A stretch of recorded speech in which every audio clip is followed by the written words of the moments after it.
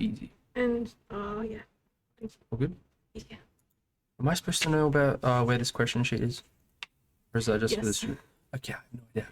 Go to yeah, just use this one only. So go to Google the Gmail. Email.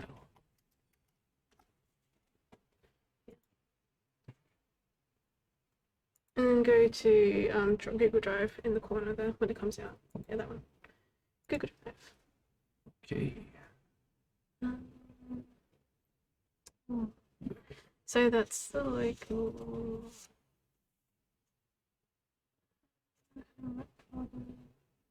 Is it in here? Oh, I can't remember. Is it? Your teachers folder. Hey. Oh, wait, that's 2020. All right, yeah. Next. Oh, going backwards. 2020. Oh, there we go. Right. Right. It should be. Oh, I think he's up top. There's Brian Lee. Oh, right, yeah, there he is. Yeah. Question sheet. Cool. Oh, no, you don't need that. Don't need. Hopefully he'll have it open as well. Yep. If he doesn't, then you can probably. Do I hit record on this as well as that? No, just for collaborate and only. yeah, cool. Guess we'll get it going now. But I chat on here so I can unmute myself when he comes in. Right. Can you go here too? Yeah. Just need that one. Wait. Let's click it. Like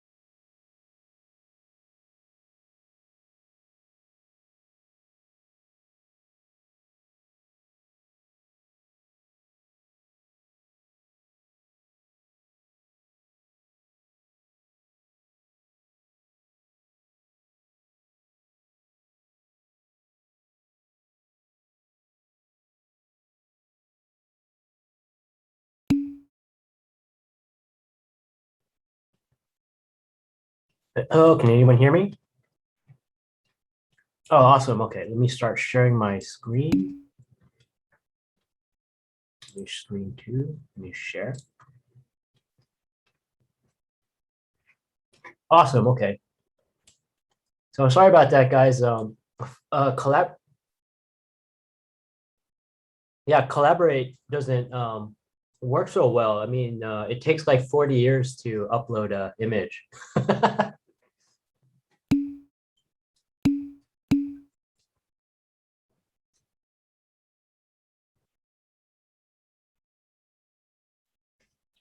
It's all right. You know, we got to get used to this. But yeah, let me turn off my V.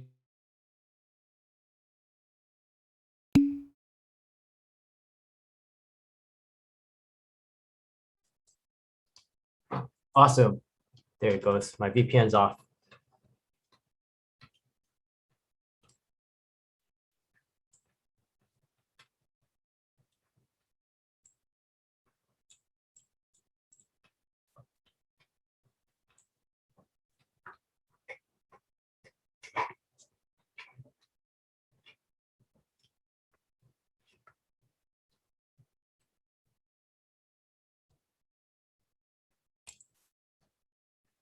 Grab some homework.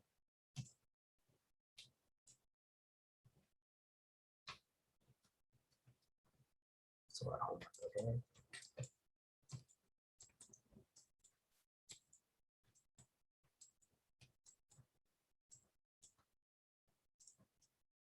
Cool. So let me know when you're ready.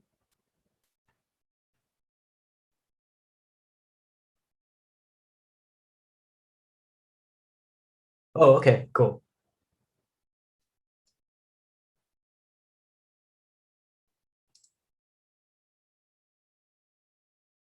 This is how I see the chat. Okay, cool.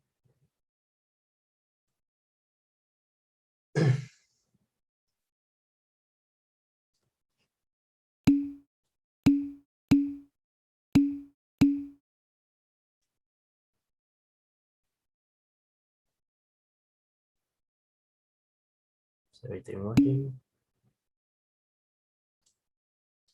Control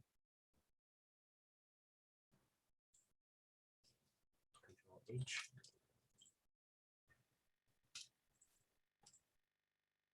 Hello?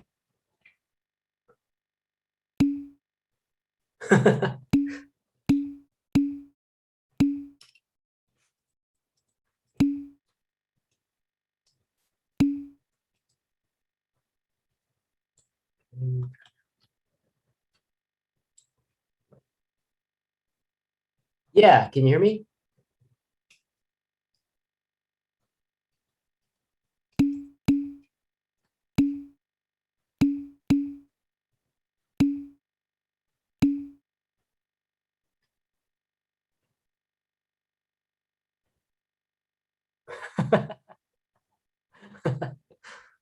Sorry about that, guys.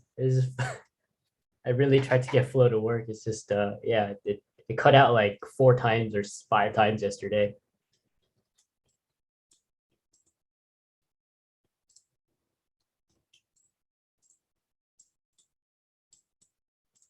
Let's see, go here, my China marker.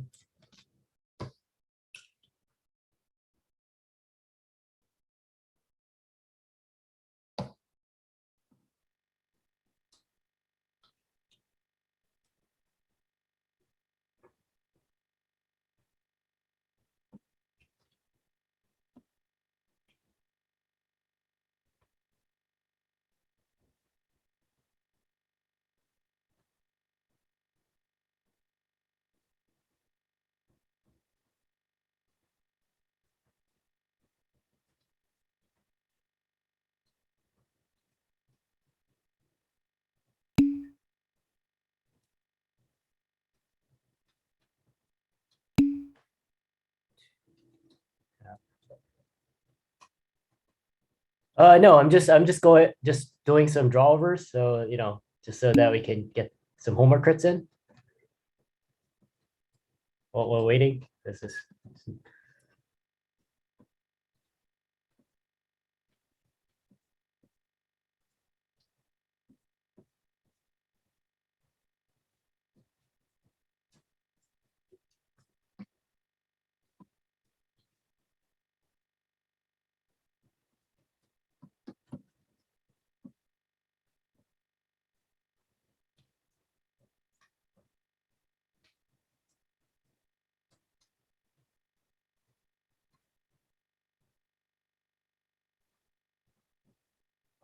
We good to go? Everyone here? All right.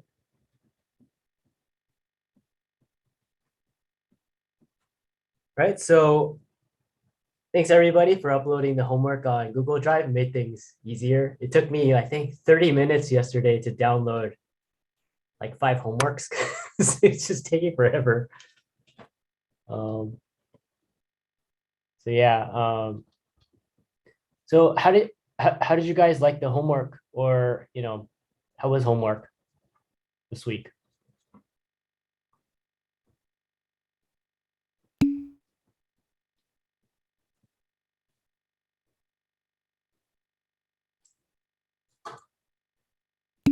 There.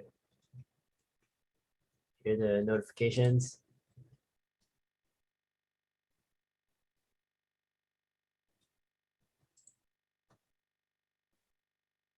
Was good.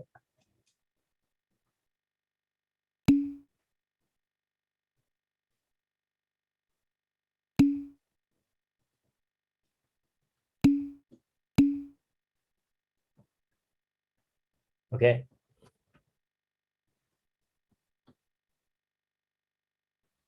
It's all good.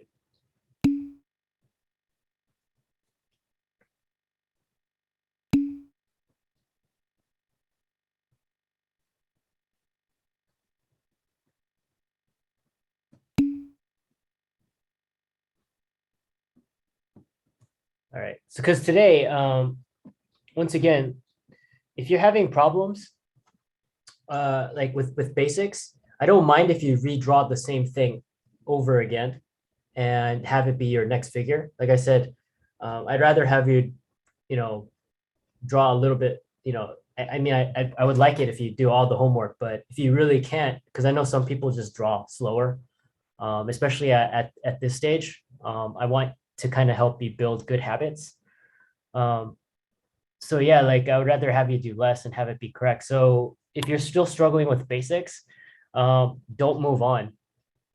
That's just kind of how it works. Like we want to make sure that each step is resolved. That way, as we get better, I don't know, we're not struggling with like basic stuff. Does that make sense?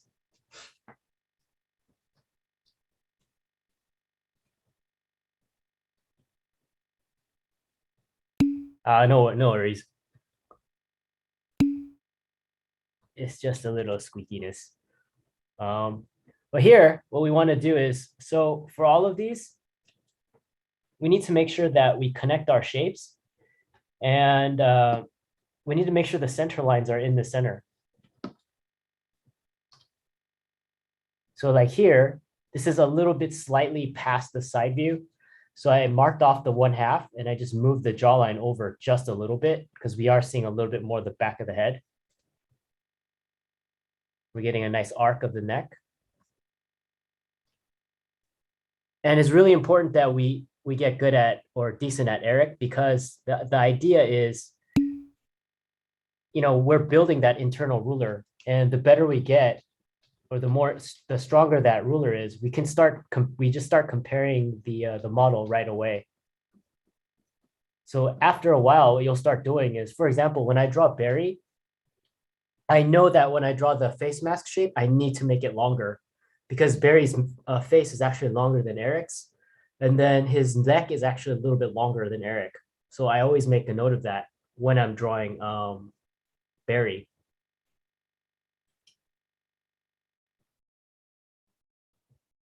So it's really important that we get very good at, or very familiar with the Eric, or at least our ruler, because we can just start comparing right away. Does that make sense?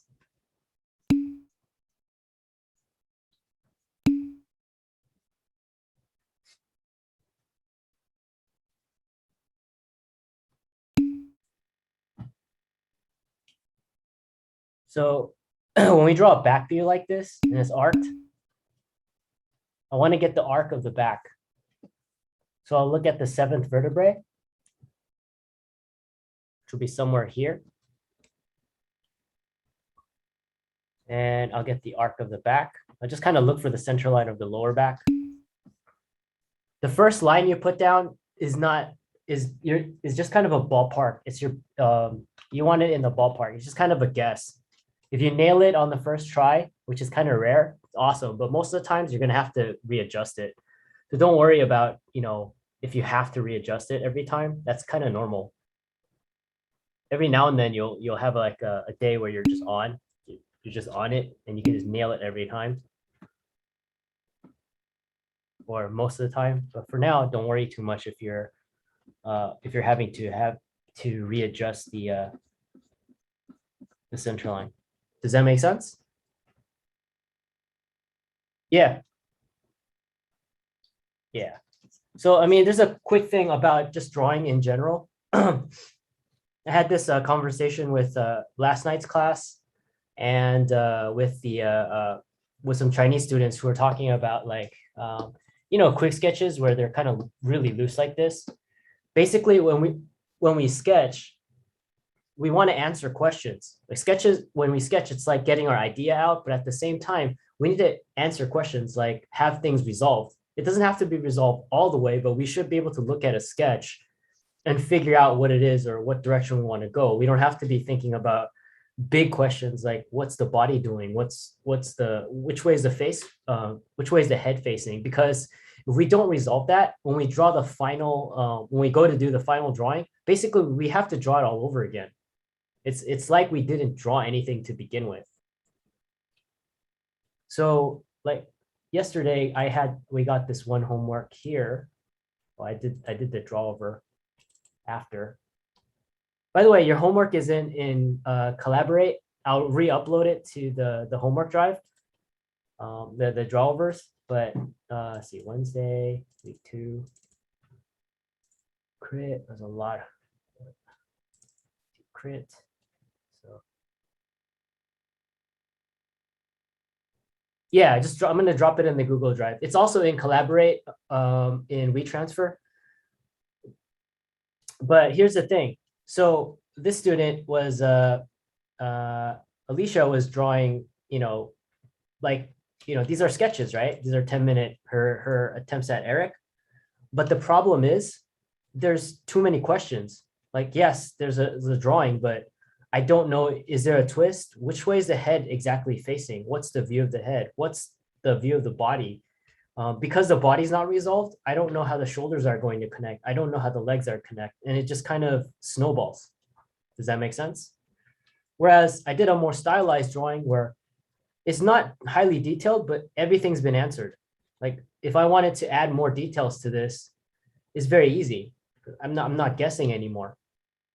Or at least the big questions have been answered. I can change the fingers. Yeah, if I don't get the fingers exactly the way I want, those are minor things I can change. Like I can stylize the face in whatever style I want, but bigger questions need to be answered. So I think like when you guys sketch, you need to think of it more like you're just kind of answering questions and taking good notes.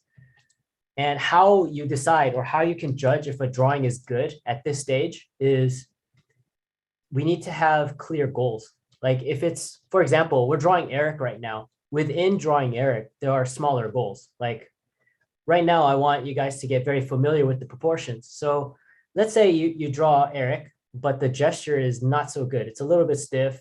Maybe the shapes aren't as nice, but the proportions are good. Means, you're not having, head being too big or too small. The body looks about the right size.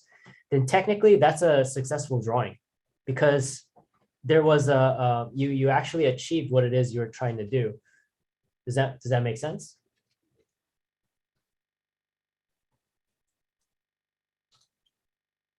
All right.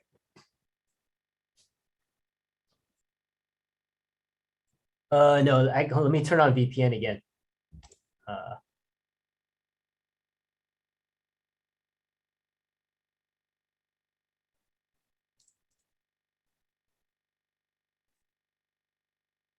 Go here.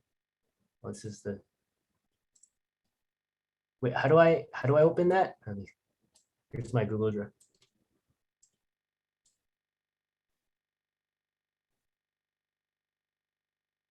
Just this. All right, cool.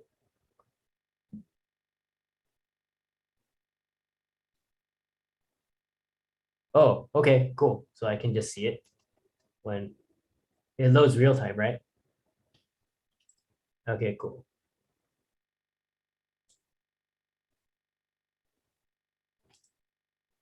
Right. All right. Oh, technology. I can see it. You can see it. So, all right. So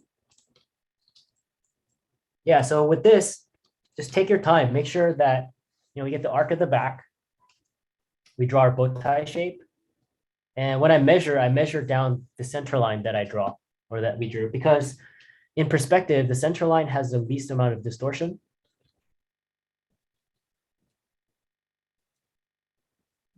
So we can draw our bow tie shape.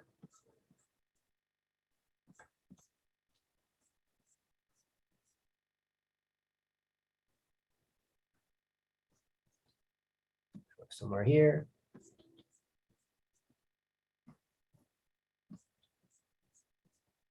And then we can adjust the center line so that the back actually feels like it's arcing.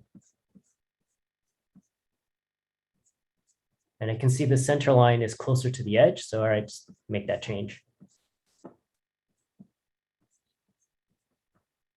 Don't forget to lean back. Does that make sense? Cool. So yeah, that's like the main thing here. The center lines are not connected or they're not in the center.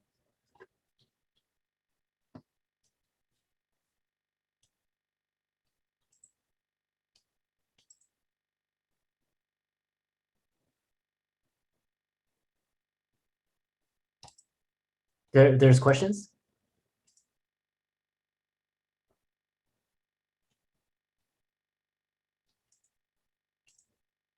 Oh, yeah, yeah, yeah. Oh, the questions you want to answer are the big questions, like big stuff like, where's the head facing? You know, what's the body doing? What's the leg doing? Because when we draw, there is a hierarchy, right? The head is what dictates what the body does. It's rare that the body will move first and the head moves after. That usually happens when there's an external force, like someone being hit by a car. Then yeah, the car hits their body, then their body will move, then their head will follow. But generally, our head moves first, and then our body follows. It makes it easier to figure out what everything is doing. So when we observe something, when we observe for example, we're looking at a pose. We don't look at fingers first because one of the great tests that like a good test that we had was we would look at the model and then we have to go to the next room and then draw. And then one thing that you learn very quickly is that you were looking at the wrong things. Like, oh wow, the deltoid was so cool. And then you go in and you're like, what was the head doing? What was this doing? So the more we do that, we start asking bigger questions like, all right, what's the head doing? If I figure out what the head is doing, then logically it makes it easier. Like, okay, the head was leaning back. So the body, I remember, was leaning back. Was there a twist? Yeah, there was a twist. And then we can make little notes like, oh, the hip was, the right side of the hip was higher. So because the right side of the hip is higher, it's already telling me, hey, this person, their weight is on is most likely on the right leg. So we're already figuring stuff like that out. Like that's more important than, the little minor details. Does that make sense? Like that's why if you draw from live, if you go sketching, in the wild, we say, um, if you want to, yeah, people watching or whatever, um, in the beginning, you want to go somewhere where people are doing the same thing over and over and over again. So like if you go to a park, people are going to be walking all the time. So you can watch them, walk. And then if you miss the pose, it's okay. They're going to get into that same pose again. Or if you miss this person's pose, someone else will be walking. And then you can see like how, like what the similarities are. And it makes it easier to kind of observe, weight shift and stuff like that. If you go watch someone play basketball and you watch them shoot and you missed it the first time, you'll probably see it again. Someone's going to shoot again, right?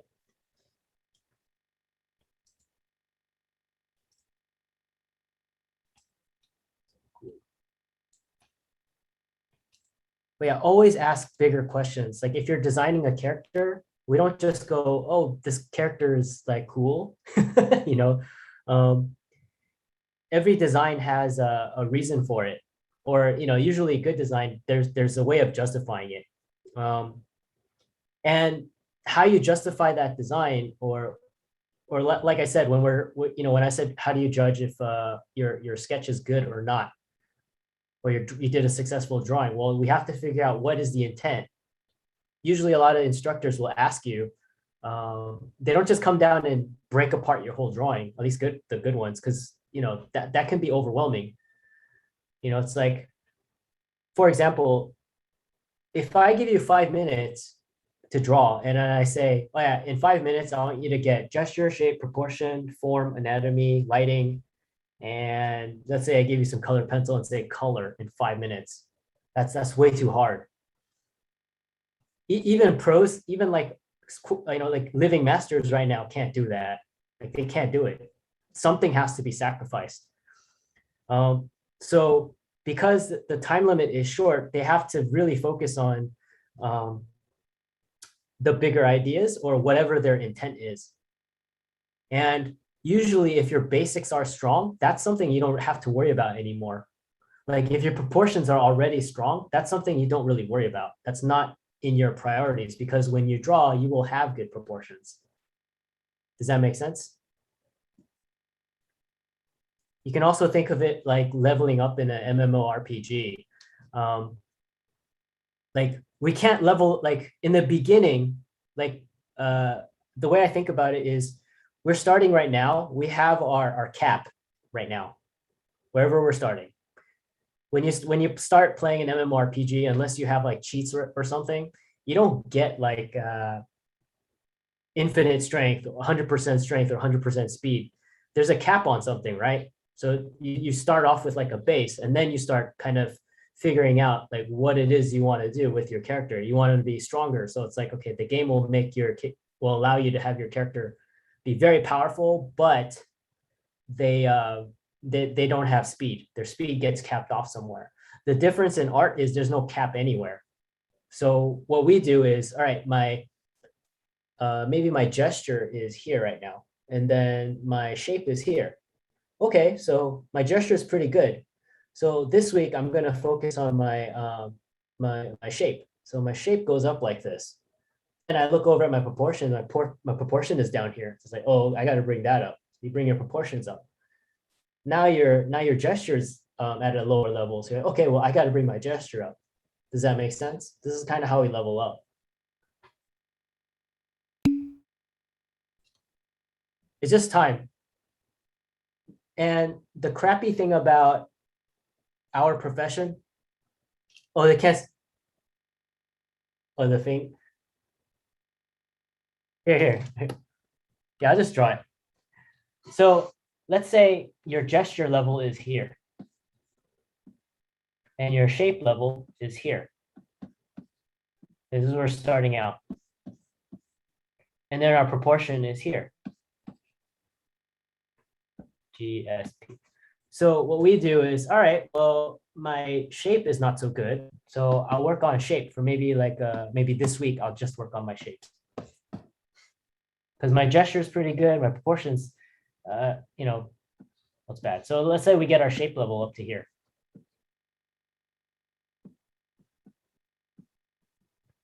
Now I can look at it and say, hey, my proportion is really low. So my gesture is okay for right now. My shape is getting better. And so I'll bring my proportion levels up. So let's say your proportion level is here. After maybe like another week. Now we look at our gesture. Our gesture is the lowest one. So we start working on our gesture again. And we keep leveling up like this. Does that make sense? The crappy thing about our profession, or any profession that requires skill, is this is where, people say they're rusty. You're not actually rusty. We do actually lose this stuff. I mean, it does come back, but we have to work again to get it there. We don't have to work as hard. I mean, it also depends on how long we haven't been drawing or we haven't been revisiting these things. So that's why, like, I always say that, you know, we work so hard to get our skill levels up to a certain, you know, where it's respected.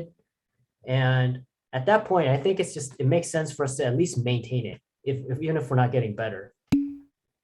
Because we work so hard to get to that level.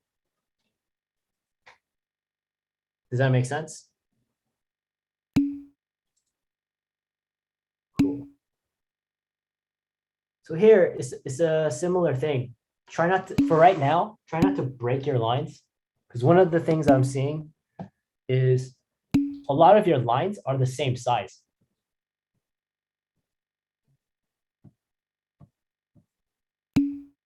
This is a design, like a design thing when we're starting to draw something more like creating proportions. We want big, medium, and small. But for right now, try to blend your shapes. Just get in the habit of rubbing.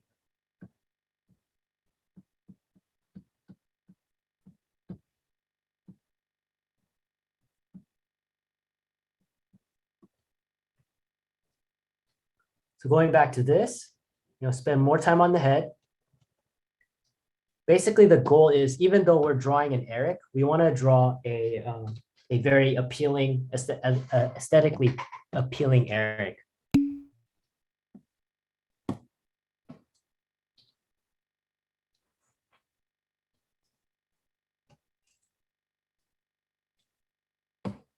So let's say this one looks like the head is facing down. Start with our circle.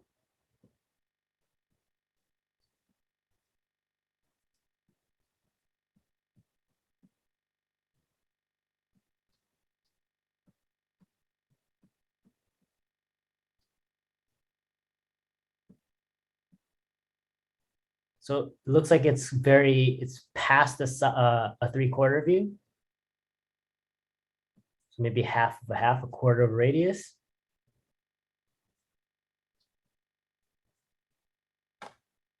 I'll extend the skull the same amount, so half radius out, maybe somewhere here.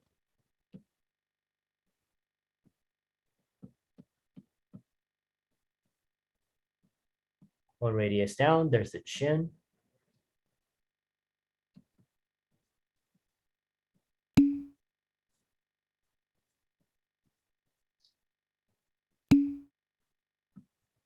Oh crap, I'm drawing on that layer. There's the jawline.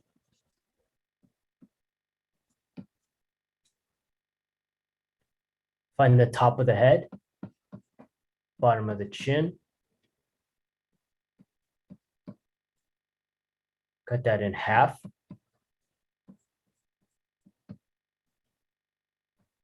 There's the eye line.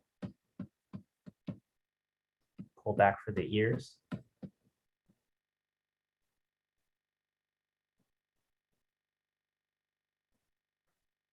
So wherever the top of the head is, that's where we're going to drop our circle from. So it's not going to be this circle. It's going to be the circle that's at the highest point. Does that make sense? It's to account for, when someone bends their head, bends forward or something like that. Otherwise, the neck will always look really long.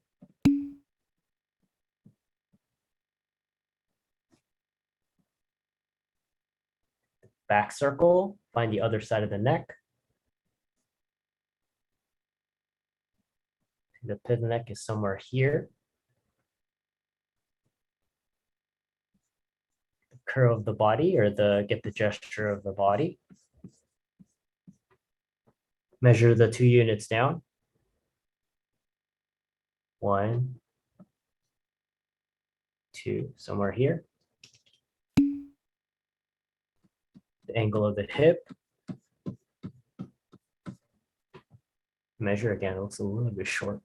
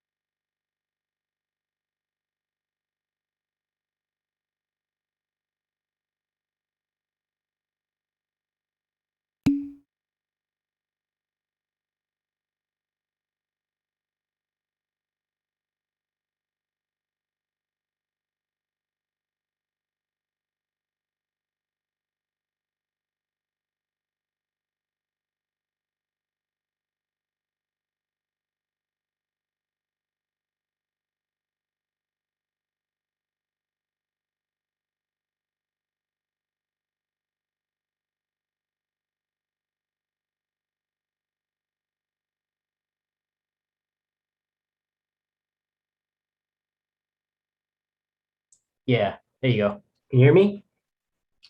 Yeah, cool. All right, cool. Okay.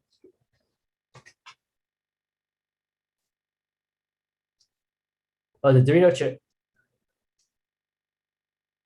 The Dorito chip is underneath your neck or under the jaw. So, if we draw the head in a side view, there's our circle.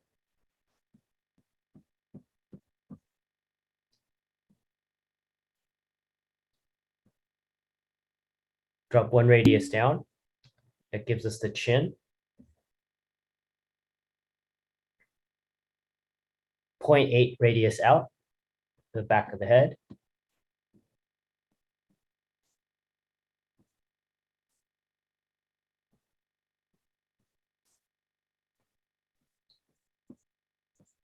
Cut that in half.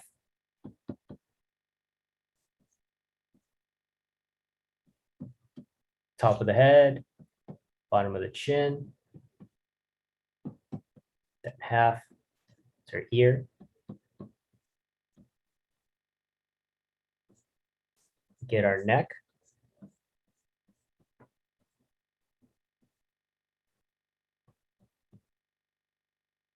That Dorito chip is underneath your jaw, like right here.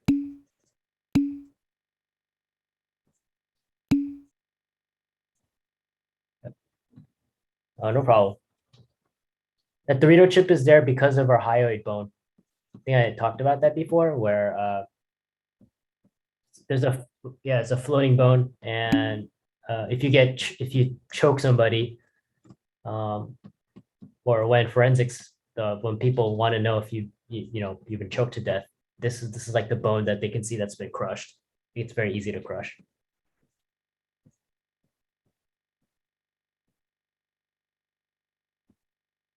Yes. Yeah. So usually your jaw is not like this. There's a little bit of a plane underneath. Transition. So here, what we want to do is get we have the full shape of the body, then we can draw our bow tie shape.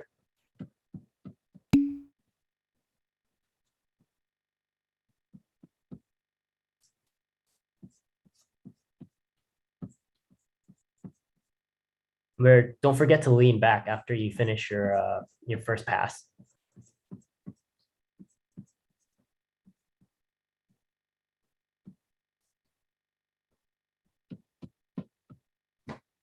Does that make sense? The reason why we have to figure out the pit of the neck is because I'll do it on the next homework.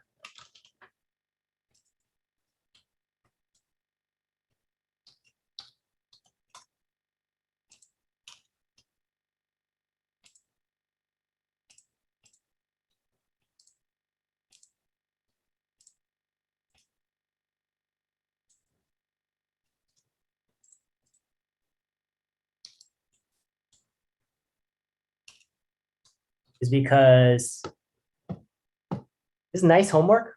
Well, the one thing I would recommend right now is it's kind of a similar thing. The center lines are not in the center. And when you draw the limbs, make sure you find a strong gesture.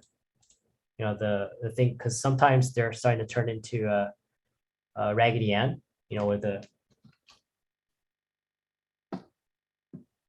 or Michelin Man, they're starting to connect like this. Usually muscles connect to the next thing. So, if you like our arm bone,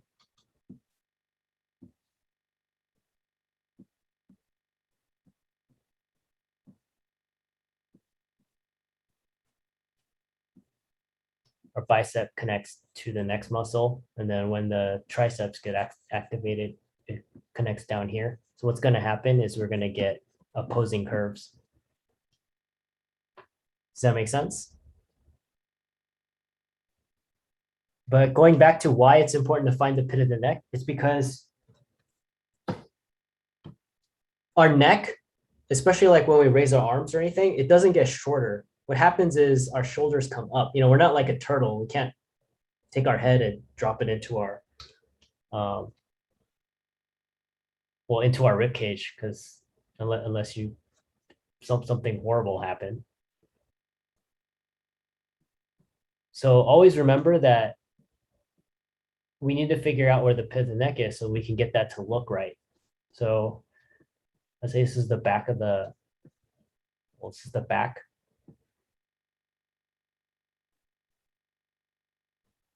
One circle down, pit of the neck will be somewhere here. Seventh vertebrae, maybe it'll be somewhere here. I'll go over this again when I go over the range of movement for the scapula.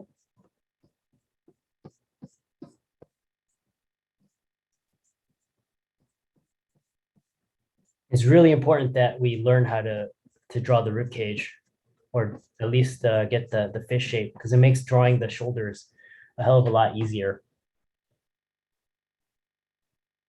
Somewhere here.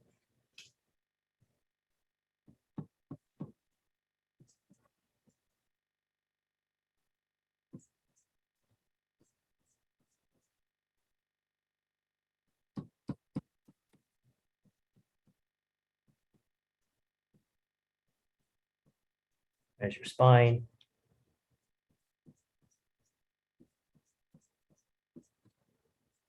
And ears are somewhere here.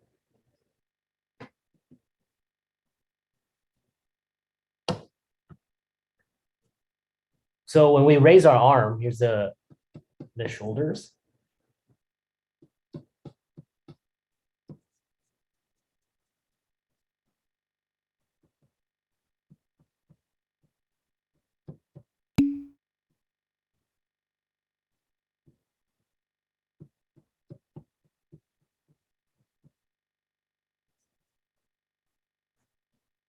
We have the I don't know muscle, right?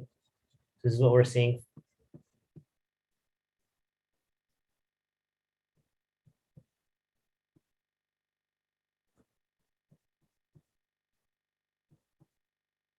When we raise our arm, here, be about 45. It's like somewhere here.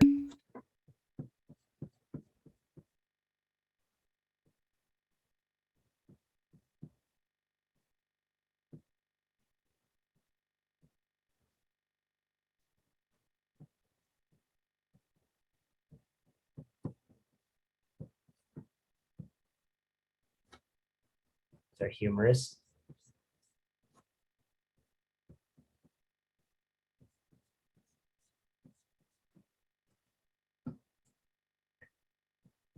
Our shoulders will come up, making it look like the neck is shorter, but really the neck is the same length.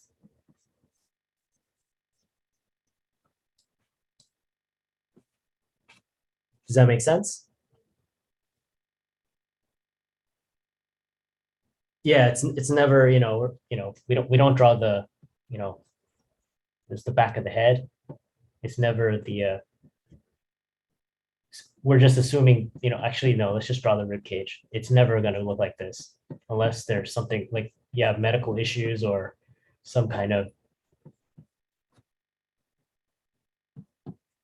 or just cutting off the rib cage here and there's your ears. This is not going to happen. We have Ninja Turtle necks. It's our neck is long and then the shoulders come up. So same thing here. Make sure your center lines are in the center. If you're having issues, like don't worry about all these the muscles and stuff like that. So let's say like this one. Just going with the front view very quickly so I can show you why it's important that we do this.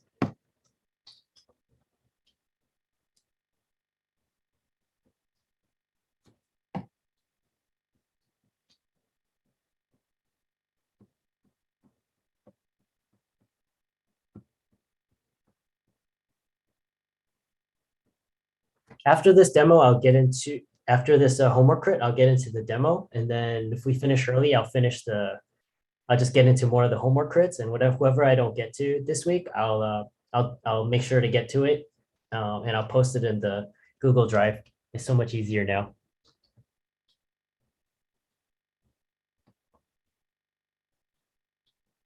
But before I start this, what's it called? I have a question for you guys. This is just this just happens. Luckily, it got approved, but because they wanted me to fix it. But very quickly, can you guys understand how this Starscream turns into this? Right? I mean, it doesn't make sense, right? Because huh?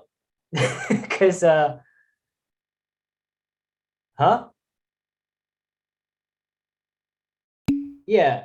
Well, because the critique I got from not the publisher liked it, but Hasbro, they were commenting on the wings, and they said, oh, it looks like it makes Starscream look like an airplane, like a regular airplane. But this version of Starscream, like I showed it, I asked my friend, he's like a hardcore, Transformers fan. He collects the figures and everything. And he's like, yeah, this Transformer, this version of Starscream looks different when he's a human, or when they go into robot mode. Because I asked him, I literally messaged him. You can see where I drew it. I was like, hey, where is this on this? because wait. No, all right.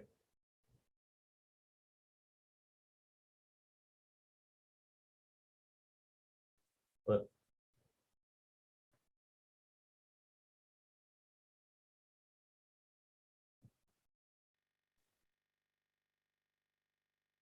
We got it. Okay. Okay, cool. Oh, no worries. No, I was just wondering because I asked my buddy, and my buddy was like, no, because even he explained even the way the toy transforms. He says this is a jet. Like he said, this is a literal jet.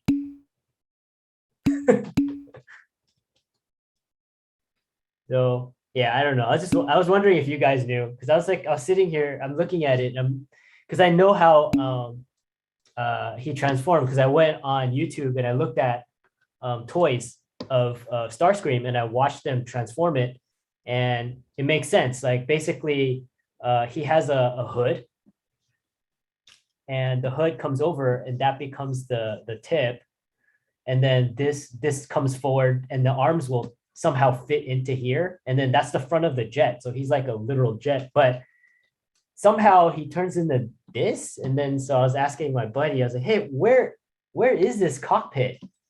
He's like, it's not there.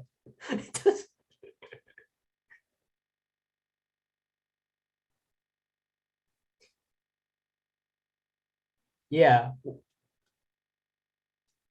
Yeah, those pieces don't exist, but it's all right. I mean, it's not really the comic book, their problem. They have, it's just I think they have to ask Hasbro, or just have to get Hasbro's approval. But yeah, I was just wondering. I was like, where the hell is this?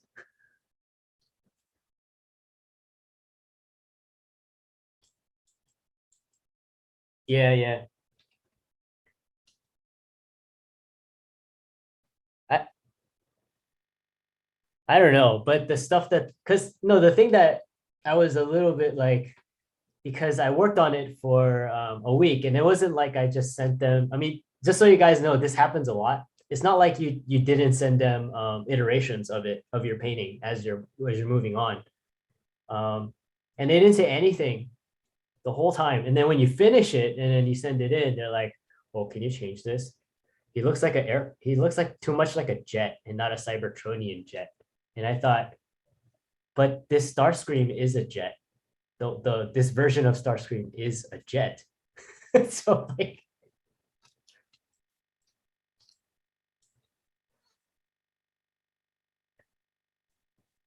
Yeah, well, it's not even fix it up because I don't really know how, but luckily I got approved. All I did was I changed the wings. All I did, I just changed the wing. Yeah, I mean, yeah, all I did was shorten up the wings and gave it a sci-fi shape like this. And then they're like, okay, that's oh, and I had to flip uh the Decepticon logo over because in my head I thought of it more like a well, if you see this on the toy, because I was looking at all the toys and the toys are upside down. It makes sense because when it turns into a jet, it faces forward. So when Starscream turns into a robot, it's actually upside down. So I just, it's like, all right, whatever, that doesn't matter. That's easy. It's the logo is on a separate layer. Just flip it over. It's easy. Yeah, make sure you keep everything on different layers. And there's also this. This is great advice from the late Mark Westermo. Sometimes you're going to be dealing with art directors that can't draw. Like they just can't draw. But because they're art directors, they feel like they need to tell you something.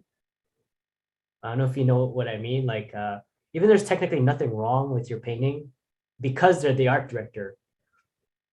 Yeah, I guess it doesn't look good, especially the younger art directors, for them to just say, oh yeah, it looks great. Go to the next one. They have to give you some kind of advice. Yeah.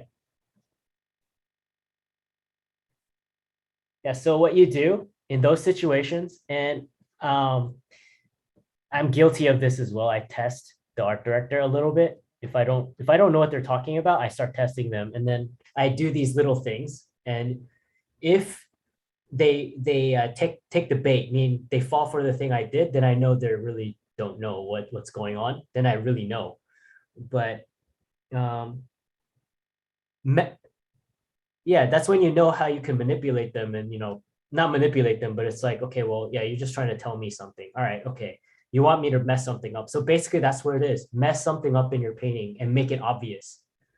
For example, what's wrong with this hand?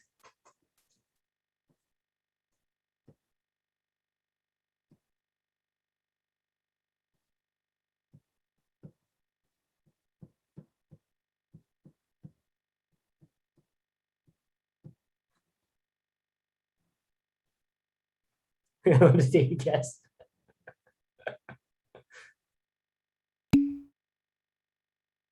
Yeah. Yeah. So I did that on purpose. And then the art director I was working with at the time kept having, a lot of artists, a lot of us keep changing stuff. Sometimes it would be like, you change something on this side of the image, and then, he would be like, oh, I liked everything on the right side or something. Why did you change the right side? And it's like, no, I painted literally only this. No, so when for this art director, when I drew a character, because I just followed what Mark said. Mark's is like, I just added extra fingers or something, or like a 3 nostrils or just something ridiculous so they can catch it right away. And yeah, and then I know it's on a separate layer, of course, and then I just erase it. But yeah, he left everything on my painting alone. He just said, "Oh my God, there's 6 fingers," and I was like, "Oh yeah, I didn't realize." I guess I was just just out of it or something. So that's no problem. And I said, "What about the cape here and this?" And because that's what he was wanting me to fix. And then he's like, "Oh, it's fine." And I literally did nothing on the cape. So that's when I knew, because I thought back to what Mark said. I thought, this can't be right. This can't be it. Yeah. So just so you guys know, that does work. Also, there's 2 things. Sorry, it's kind of off topic, but it will help you later on because sometimes art directors are not very clear. The other time is, it's like if you do a math problem and you're like showing all of your work to justify everything you did.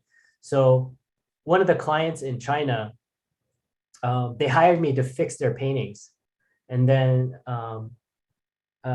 one of the head drawings that they did, I fixed it, and then he said the head is wrong or something. The head is wrong. The skull looks wrong, and I was like, oh, all right, okay, cool. The skull is wrong. So I drew a skull underneath, and then I did a form breakdown and a lighting breakdown, and then anatomy breakdown. And I said, where is it wrong? Can you tell me? Because I don't see it. And then he literally told me, just make it darker.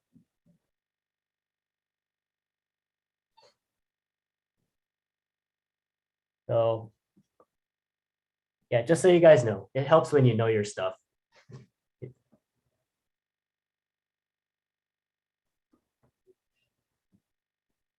It's a power trip. Yeah, I think that's what it is. Just,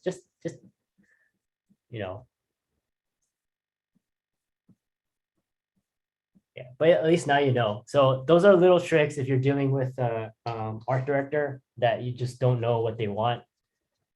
Because sometimes you will get that. You will get an art director who basically says, show me what I like. And it's like, I don't know you.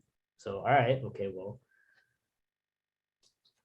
Like one art director I work with, he's a really cool guy, but then I didn't know what he wanted. So, I'm racking my brain. I'm trying to figure out, what I can do to make the design better. And one of the concept designers I was working with, he just leaned over and said, hey, yeah, just add a sci-fi green backlighting and he'll okay it. I said, what? He goes, yeah, just add sci-fi green backlighting. Like like the neon green. Really? He's like, yeah, just do that. He'll love it. He loves backlighting. He loves rim lighting. Said, okay. And that's what I did. And it got approved like that, like within the hour. And I've been working on it like all day. Yeah.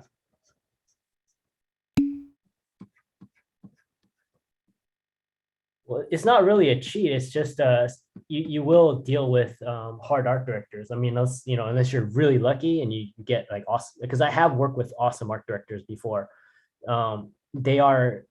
They make your life so much easier because they know exactly what they want. And for example, there was a term in our group. It was called CBB. It means could be better. So, he would say something like, all right, we need to have like 10 characters by the end of the day. Like, all right, cool. So that's not a problem, but how far do we need to take it? Like how much do we need to finish them? And he would just say CBB. Well, it could be better. I was like, okay, well, that just means we need to resolve the face and the armor or whatever we design just needs to be recognizable as this is chainmail, this is a metal, that's it.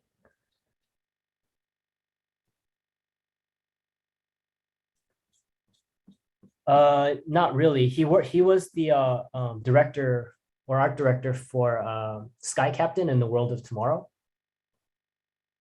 So he was very clear. Like he would have finished art images and say, okay, for you, it's like by the end of the day, this is the mark you need to hit. And he would show us like a finish. Like this is the level we need. That made it so much easier.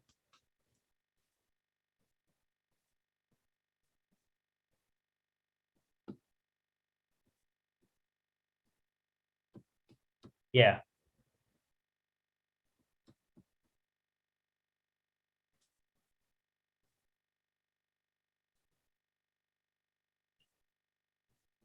I think it depends on the person because some people,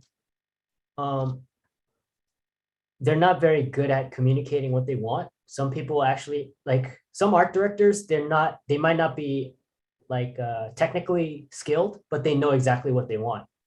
So they can show you.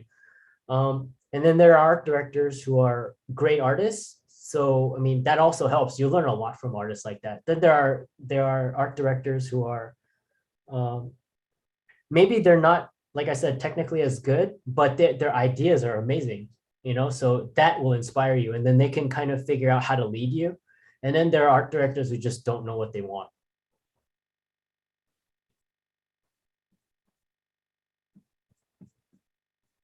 I don't know. I have no idea. It's just how it is.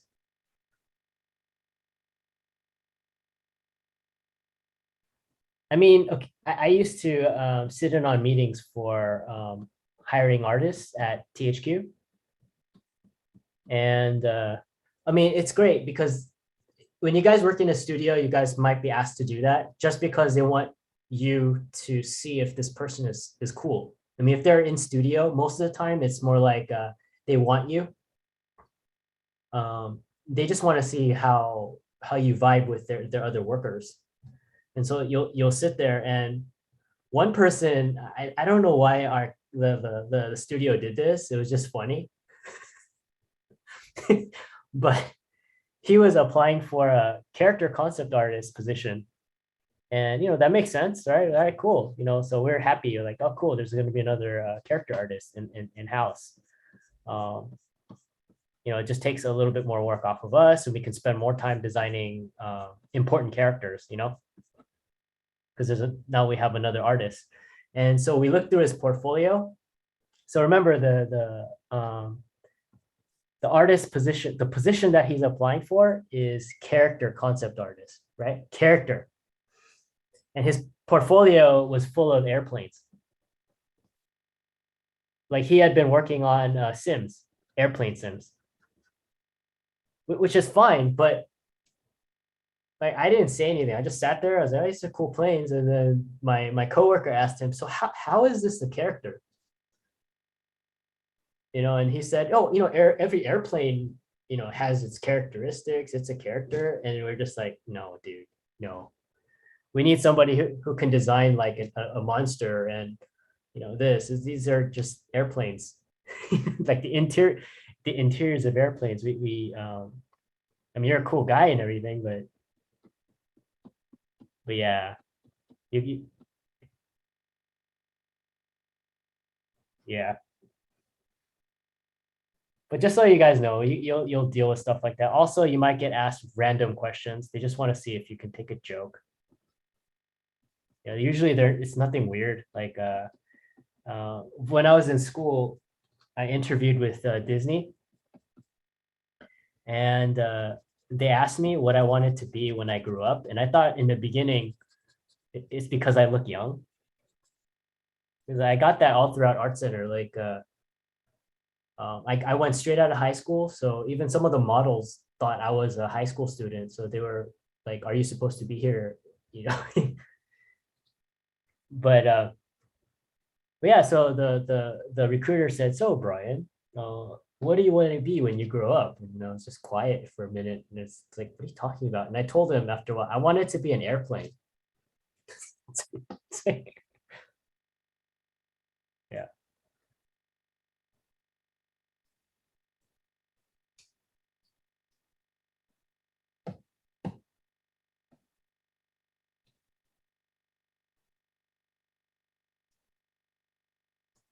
What did you say?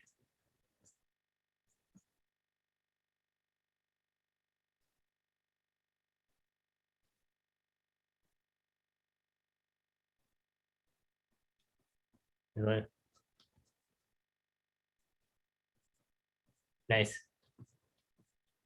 Yeah, sometimes they ask you weird questions like that. They just want to know if you're cool or you can take a joke. They're not serious, because some people do get offended. What do you mean when I grow up? I'm a grown adult, or I don't know. Like, oh man, you're just no.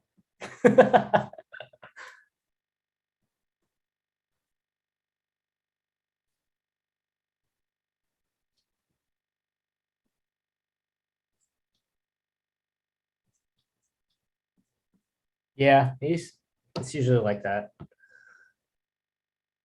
Just so you guys know, the first thing I worked on at THQ was this is the literal description. So we have this alien. It has this big sack like this.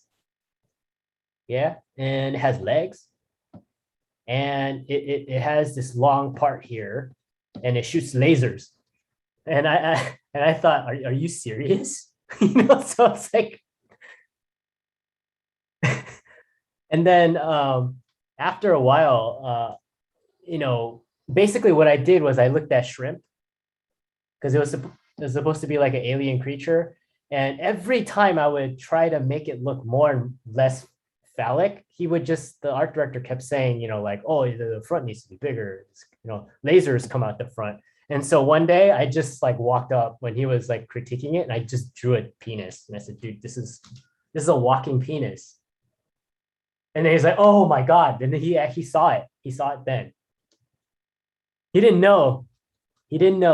So basically what happened was the shape ended up turning into something like this, where it had alien eyes. So it's based more off of an insect. And then so the back became like is it the thorax? Yeah, I think it's the thorax. So it was basically like an armored bug. And it had legs, coming out. So it's like kind of based off a spider. So yeah, so you will get stuff like that every now and then.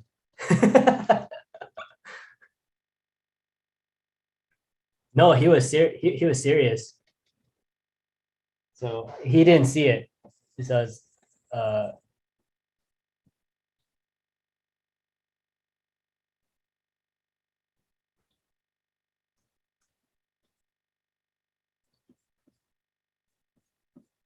I don't know. I think you should play that by ear. I don't know, because I literally thought, I wasn't getting it. I thought, oh man, okay, so he seems to be talking a lot about it. It looks a lot like this phallic thing, but maybe I'm understanding it wrong. So I know maybe I can look at insects. I'll look at like shrimp. I'll look at lobsters, and these kind of creatures. Maybe that's what he wants, and then so I'm designing that. No, let's keep making the front bigger. The sack glows. I'm like,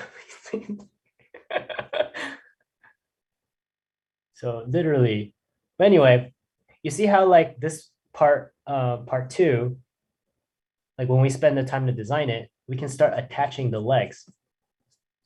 Like everything can easily attach to it.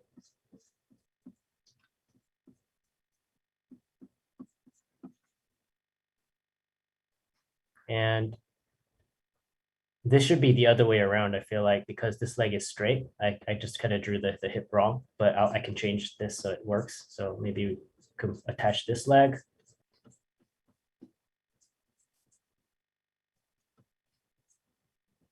This leg goes back.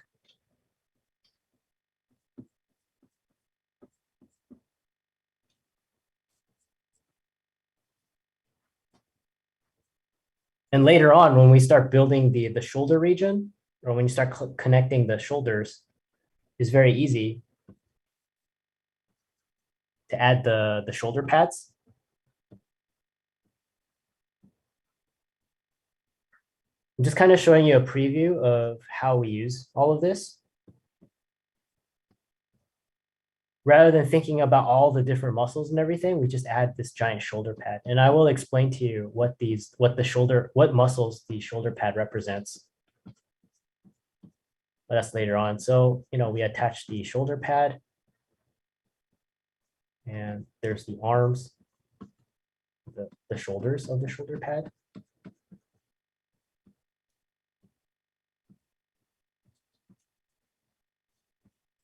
And then we attach the arms. We just stick the arms in.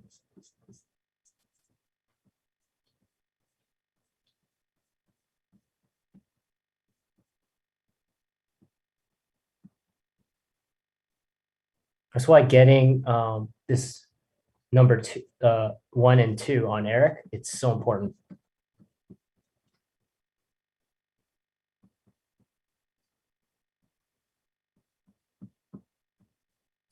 So all this is shoulder pad.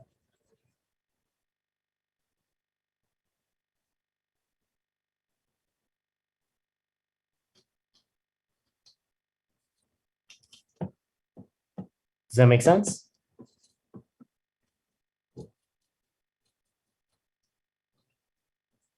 So I'll start the demo round. Do you guys need a 5-minute break before we get into the demo? Right, let me straighten this guy out. All right, so let me check the time here. All right, so I'll see you guys in 5 minutes and we'll start the likeness demo.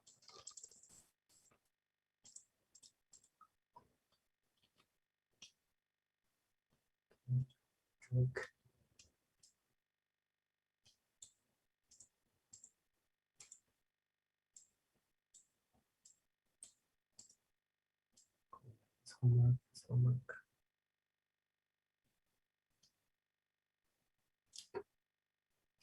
Okay. Switch this up. Hey, Pepper.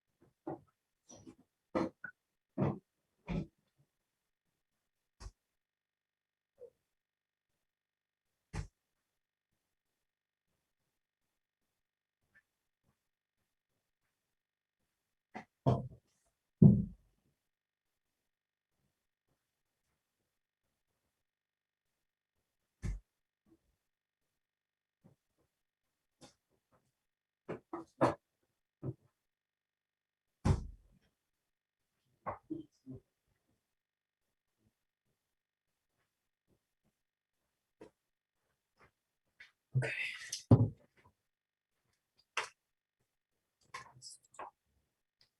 Like this.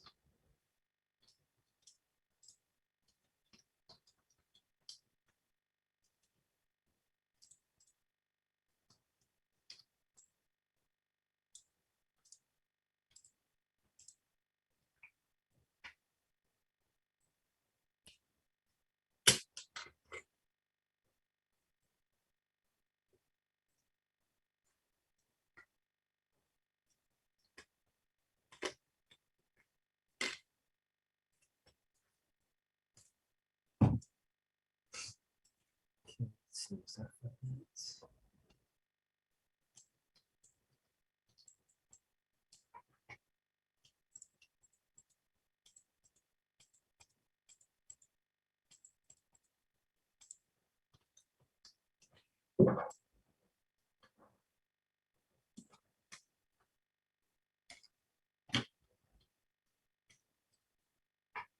Hey, Pepper.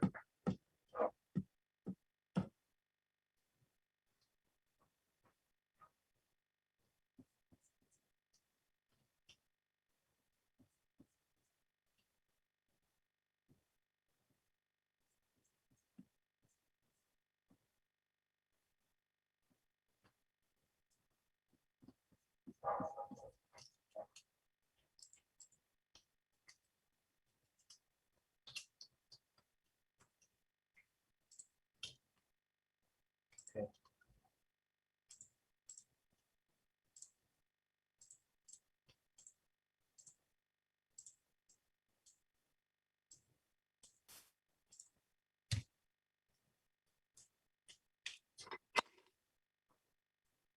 All right, is everybody back?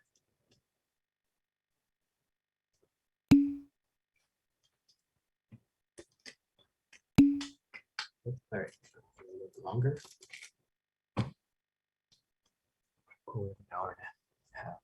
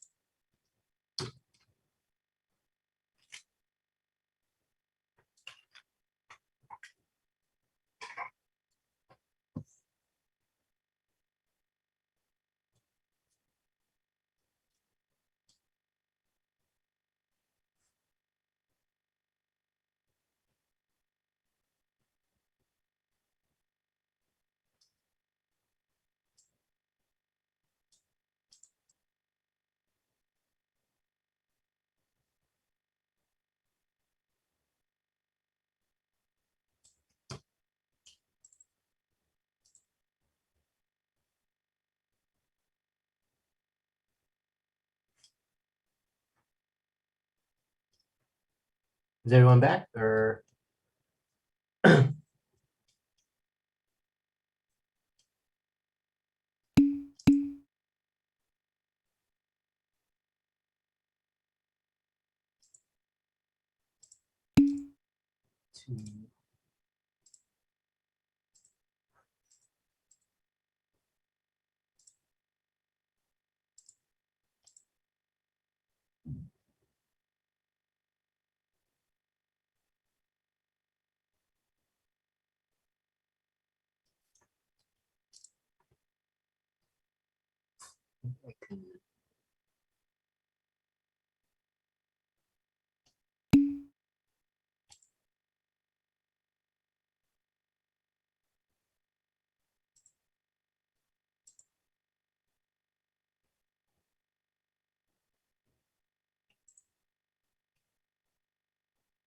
No.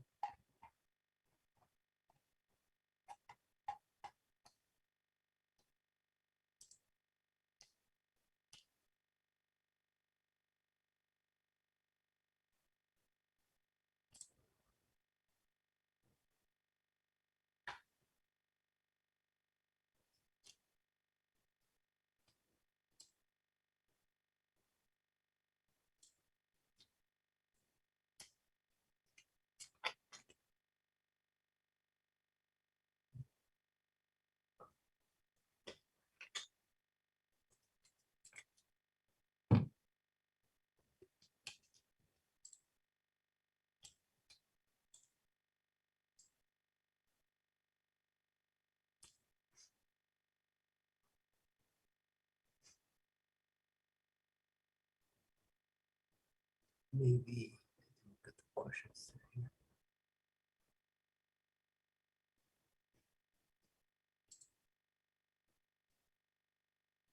All right, is everyone back? Cool. All right, let me.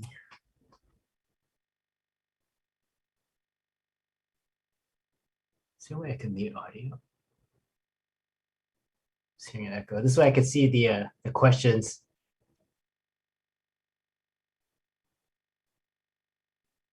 All right, so we'll get started.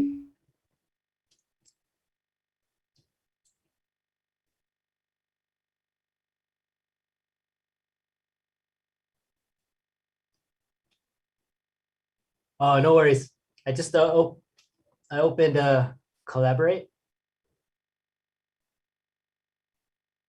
Just for the chat. I could see it. Seeing an echo. Let's see here. Let me make sure. Oh, cool. It's working without VPN. Let's see how it goes. Let's see how it goes.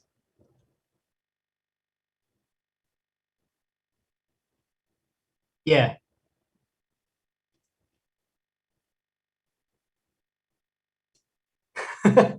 Okay.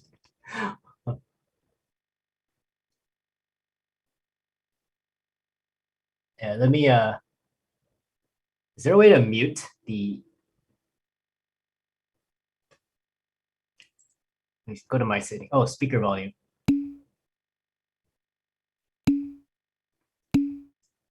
Speaker volume. There you go. Cool, awesome. All right, so I can just look in the chat. All right, I'll just look in the chat. All right, this will work. So you can hear me, right? All right, cool. All right, so the key to likeness is, well, I think I remember, is shape, right? So I mean, this seems very simple, but it is the truth. Like, who is this?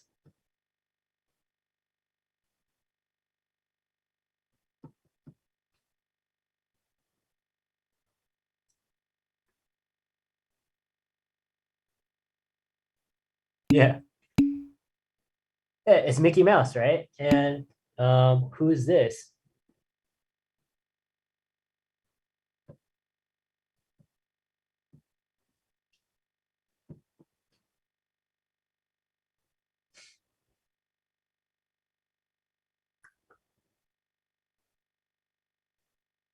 Anyone know who a bee is?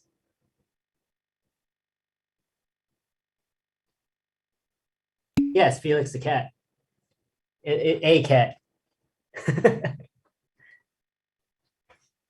Yeah, so one of the things we like, there's a power in shape. So it's like if you're a baby or you're like a kid, which one are you likely to go towards or walk towards? A or B? Do you know why?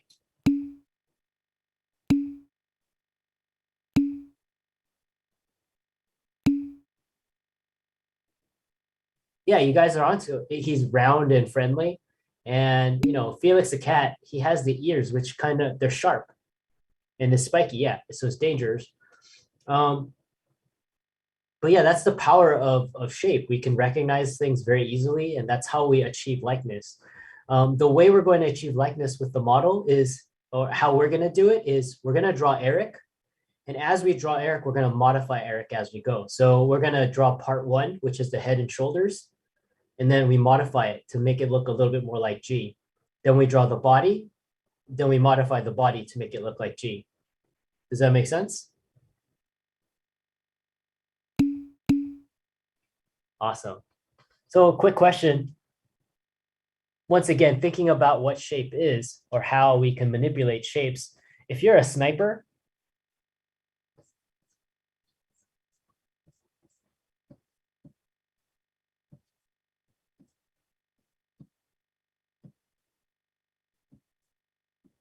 are you more likely to shoot A?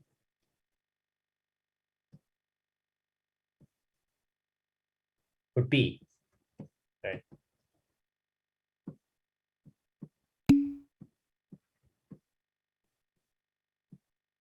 B, right? Because it's recognizable as a human form. So if you guys know, what do snipers do so they don't look human? I mean, you can't change, they can't walk around, just looking like monsters. They would still. Well,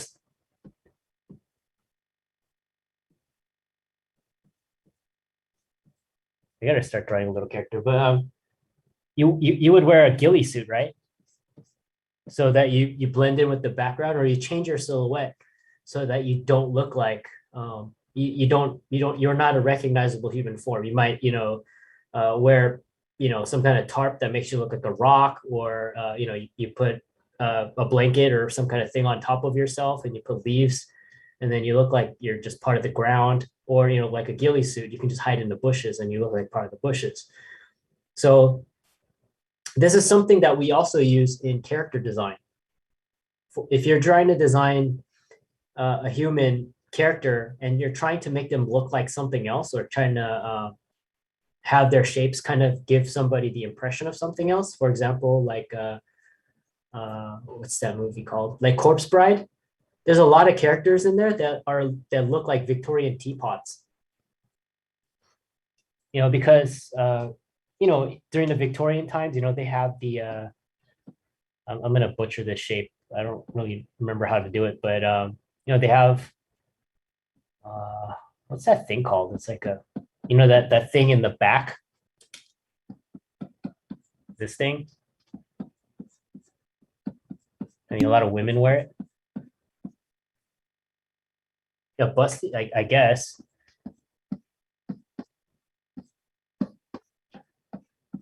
So they use that to their advantage. So, maybe that they have their hand on their waist or something. So it kind of makes them look kind of like a teapot.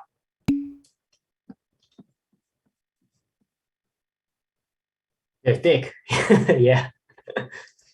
So it's one of those things where, you can keep in mind when you're designing a silhouette. One of the things that I want you to think about, I mean, I don't think it's too early to think about stuff like this, is when you're drawing a model, or we always kind of want to idealize them, right? Or caricature them just a little bit. For example, when I draw Barry, this guy, I always play up his back muscles, his latissimus muscles, because he does have a white back.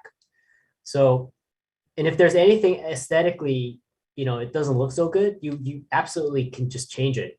You don't have to copy it. So just, because remember, no one's going to see your reference. You're just going to be left with your drawing. And also keep this in mind. If you ever do a long pose from a model, long pose being like a 5 hour plus drawing, there's almost Nightmare Before Christmas. Well, I love them. Tim Burton, one of his trademarks is the long limbs. Like if you look at Jack Skellington, he has like the he has like the really thin body, but his limbs are really long, right? It's just one of his trademarks. If you look at the character from Corpse Bride, I forgot the main character's name. Is it Victor?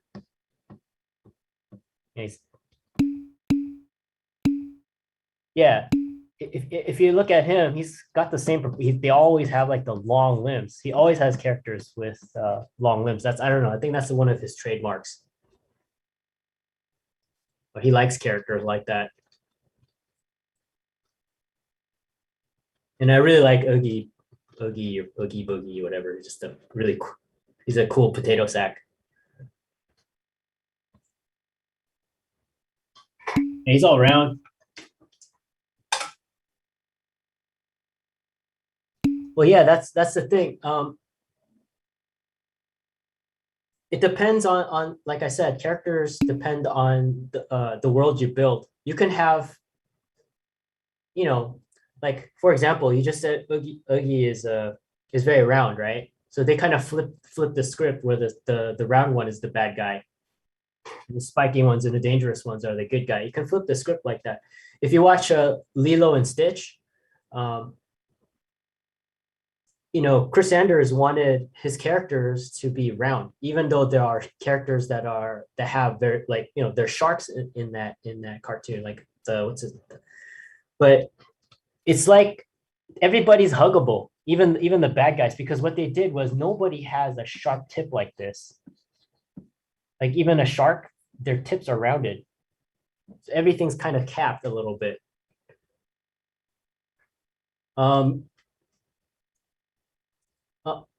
Yeah, yesterday I was explaining to the Wednesday class that I forgot why we brought it up, but I brought up George Petty. Oh yeah. It's because I was telling you can change things. I brought up George Petty because if you look at George Petty, if you look at how George Petty draws legs and like the feet, that's Chris Sanders absolutely likes George Petty. And then another artist you guys can look at, just so you can see how artists idealize and they don't exactly follow the photo, is look at Gil Eldgren. He's like the main American pinup guy. He always drew all these pinups. But if you go online, you can look up Eldgren's women, like the reference pictures. So they'll have his painting next to the reference or whichever way, and you can see what he changes, because women don't look like his paintings.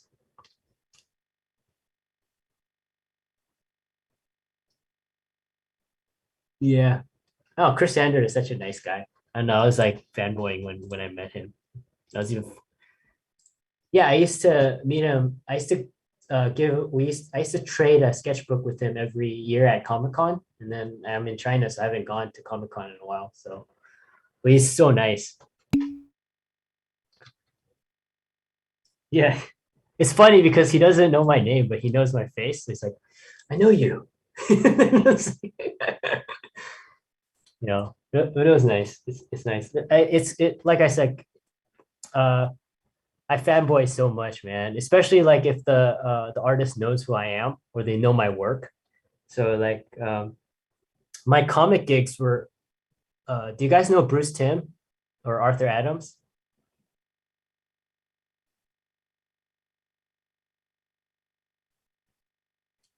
Batman, the animated series. And so yeah, it all happened because there's an artist named Arthur Adams. Sorry, it's a side story, but it's just kind of cool. Also, this is why you guys should do social media. I mean, I'm not really active on social media, but I just post stuff and then I don't know. I spend too much, I stopped looking at it so much because, for me, I feel like it's taking too much time. But I was at Comic-Con and I'm with a group, so we have a booth. And so I was walking around and I get a text from the guy at my booth or my friend at the booth. And he says, "Hey, Arthur Adams bought your book." I was like, "What?" So I hurried over and then he said, "Yeah, you should, he's over there. He's over by, that alley. You should go and say thank you or just say hi because, he bought your book and you didn't give him a print." It's like, "Oh, okay." So I went over and then Arthur Adams, he's like, "Oh yeah, I know your stuff." And then he started telling me I saw this, and then he introduced me to his wife. His wife is also an artist, and then she said, "What are you doing right now?" And so I'm at the time I was mostly just freelancing for video games, and then she said, "Are you interested in doing comic covers?" And I was like, "Well, yeah, sure. That'd be amazing." And then she like Bruce Timm was sitting right there, and she was, "Hey, Bruce, check out this stuff."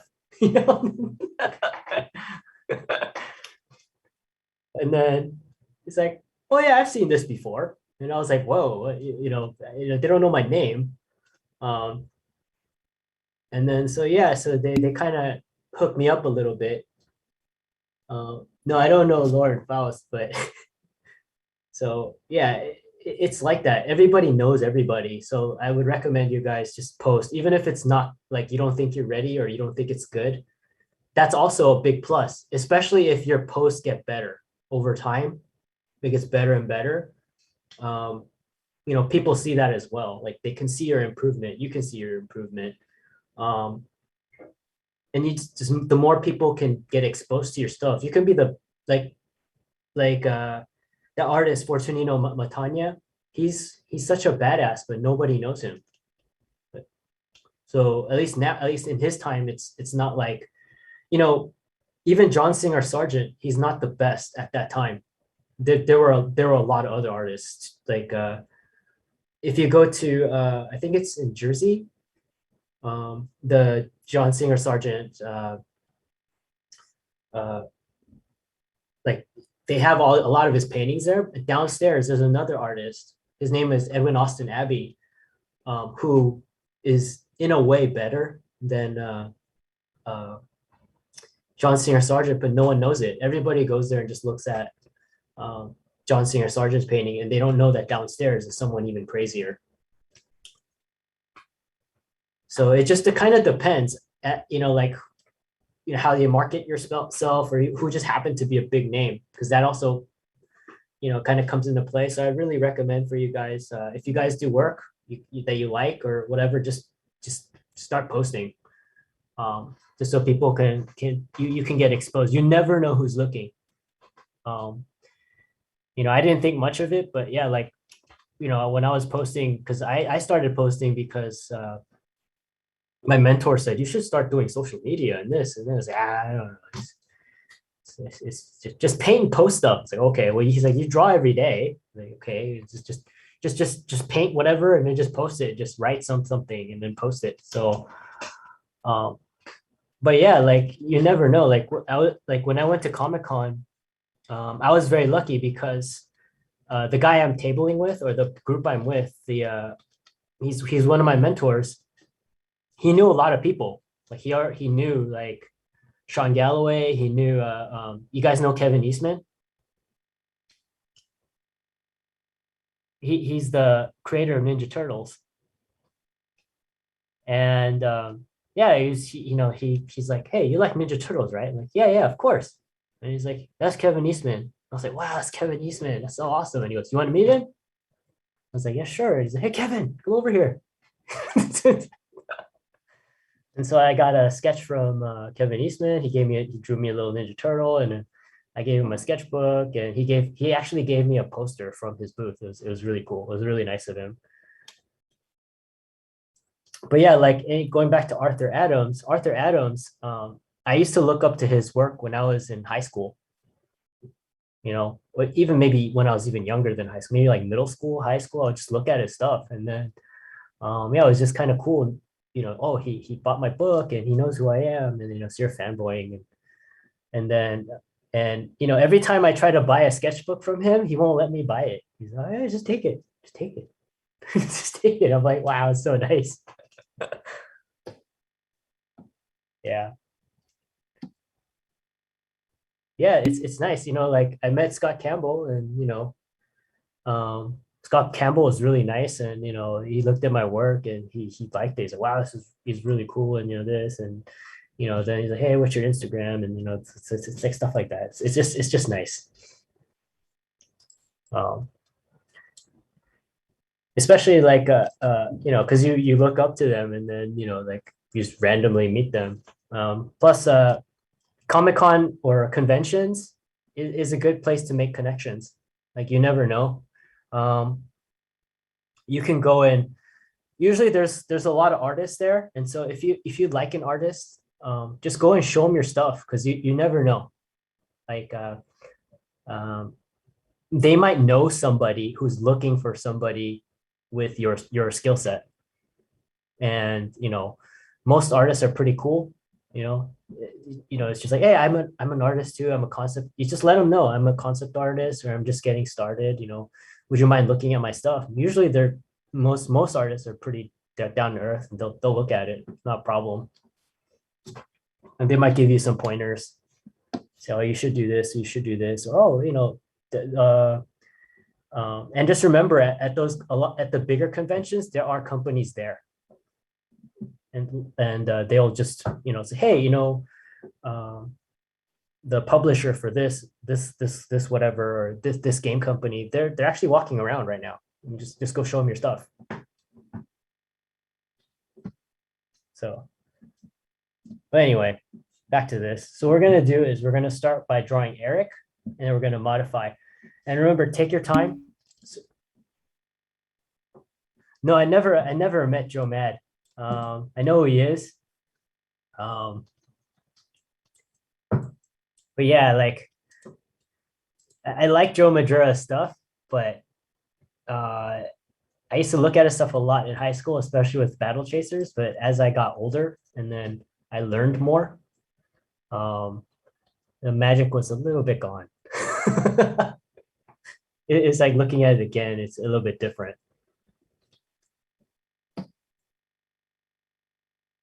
That's a danger, but it's also good. I mean, he's still an amazing artist. It's just, you know, because in high school, I liked Joe Mad more than Scott Campbell. And over time, as I learned more, I started looking at Scott Campbell a lot more.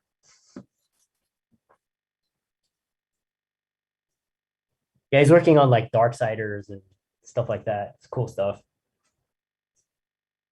So we're gonna draw G. So we're gonna start by drawing Eric. So 3/4 head looking down.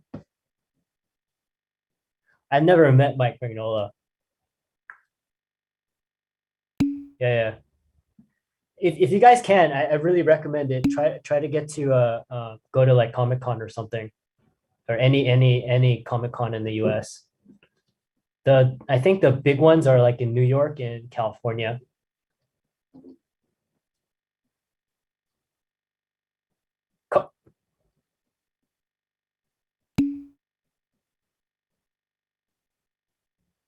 Yeah, I know cons because of the pandemic. You know, but if you like an artist, you know, just send them your stuff, or just send them a message, and you know, if they're not busy, they you know, you don't lose anything. Just tell them you like their stuff, and you know, like, hey, can you give me some pointers? I still do that. Um, I like to talk shop with a lot of different artists because I like to know, you know, how they do things.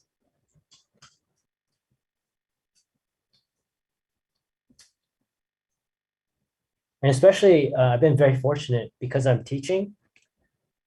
I got to work with a lot of teachers, and I learned a lot by just, you know, like, it also kind of sucks in a way because a lot of artists, we're very, introverted in a lot of way. We just kind of do our thing and go home.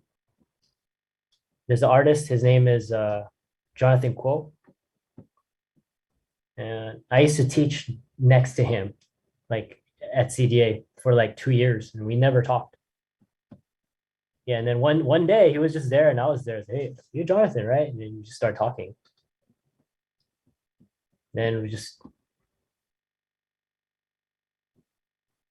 he's a really nice guy. He says fuck a lot.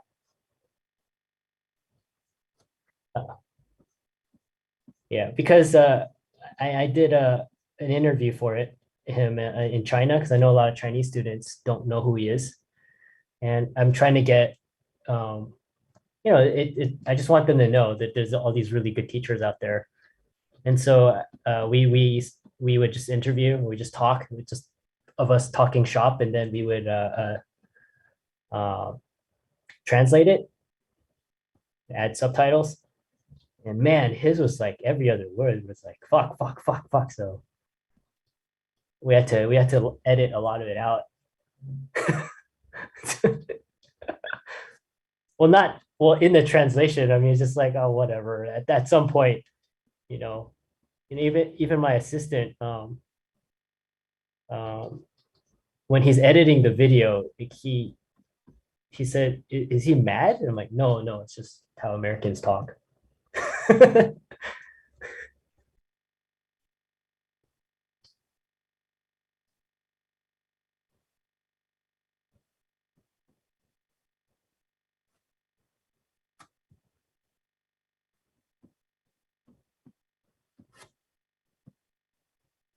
Yeah. And that's how you have to be though.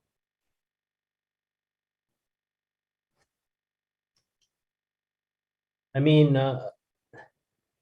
you guys should draw as a group if you can. I mean, I know because the pandemic you guys can't, but either it's there's Google Meet because the way I would see it, I learned a lot from my peers in school.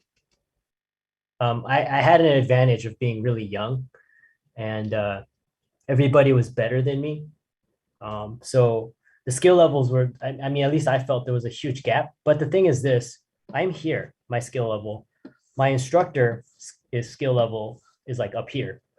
So when my instructor improves, I can't see it.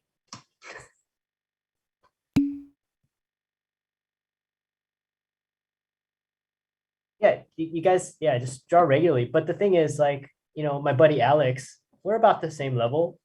And then, there's like, shoot, like Jared, and there's a bunch of people. But anytime they would get better, you would notice right away.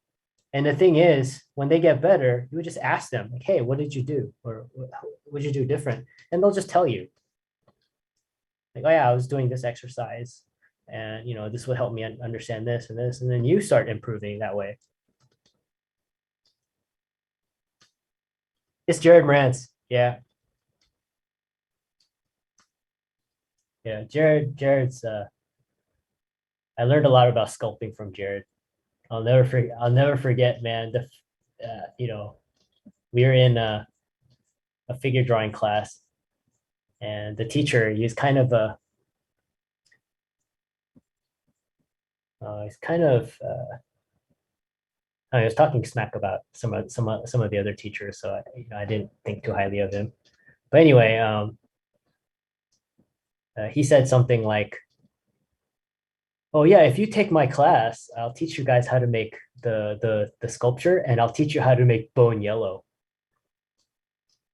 To make the bones look more like real bones." And then Jared looked at me. He said, "Big fucking deal. It's Elmer's glue."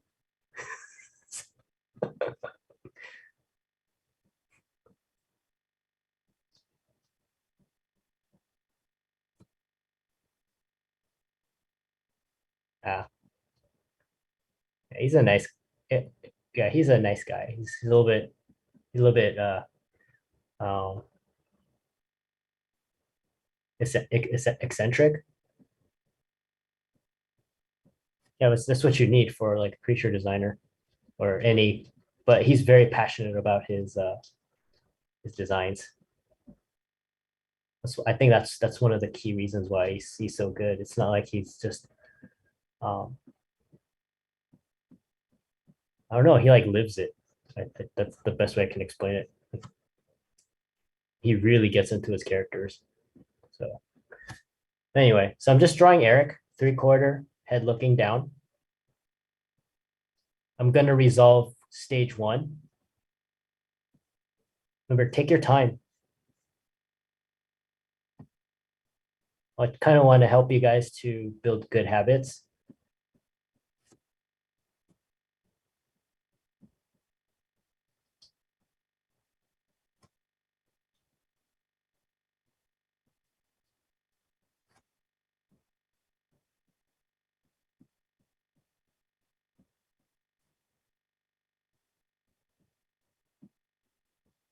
Just drawing an Eric head.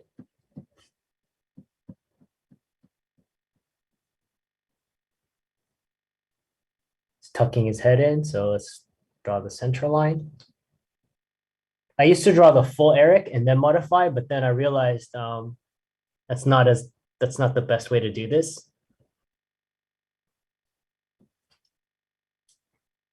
Because the person's head, the shape and everything can change drastically, and that can change the proportion. So what I started doing was, or the way I started teaching this is just tackle stage 1, modify the head, and then move on to stage 2, then modify it.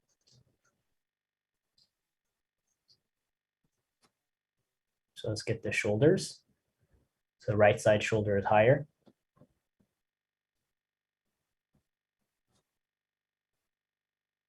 Left side shoulder is lower. Just take your time.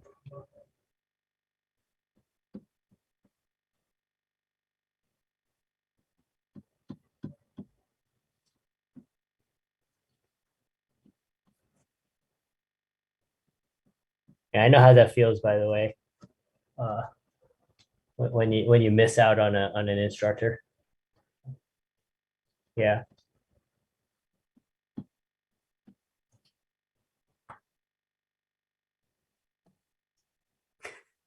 You missed out. Oh well. I'm pretty sure well, Jared's a big name. I'm sure they'll somebody will get him down there again. So what I'm doing here is I'm starting with the eye, or not the eye, but the eye line, because this is my reference point. This will never change on the head, the halfway point. And I'm pulling the eye line out, not the eye line, but the brow ridge out, because your brow is not flat. It's like an awning. So I make sure I build this out.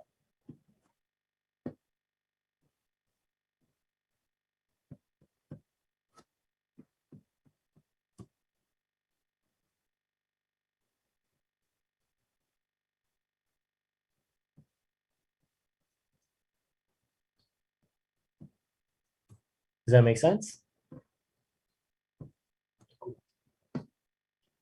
We'll build the eye socket.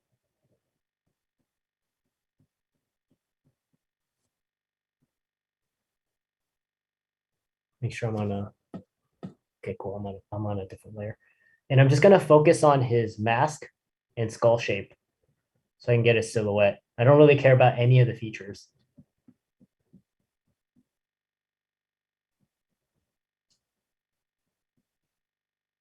I might indicate an eyeball, but that's about it.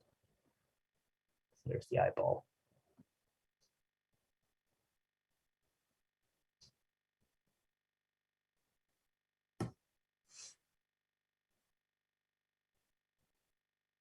I'm gonna start modifying Eric's head.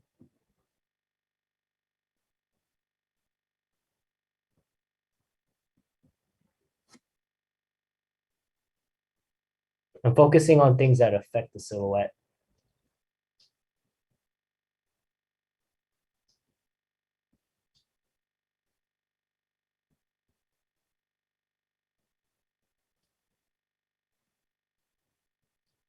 You can see his chin is a little bit longer than Eric.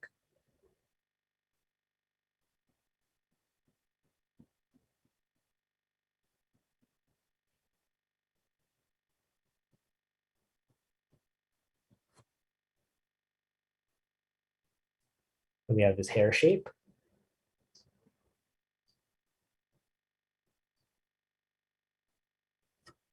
And remember, drawings are done in passes. So even as I draw this, I'll go back and I'll fix it. But I just don't want to be I want to be in the ballpark. I don't want it to be like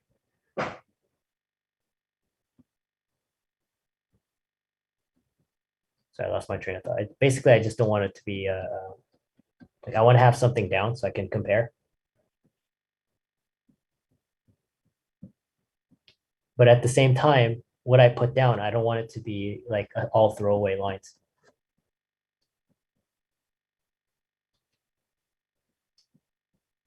Yeah.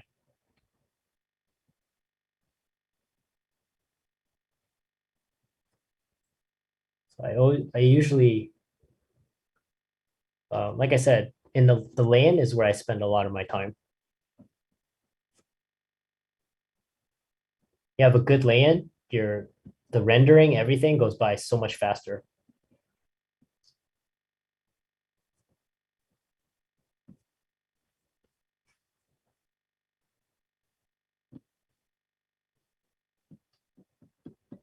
Unfortunately, for the Riley method, there really isn't a good book. It's one of those things where someone has to just sit down and show you. And then the one thing I can explain, and I usually do this in a head drawing class, because the body for the Riley head, I don't really like it that much. I do use it, but I don't really use it that much. The thing I did learn from the Riley method was about how to classify rhythms.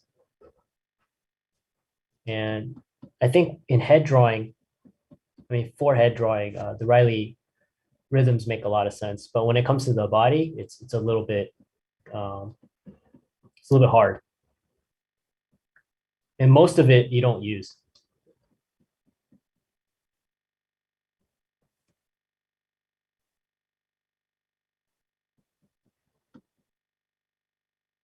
Yeah, I was very lucky.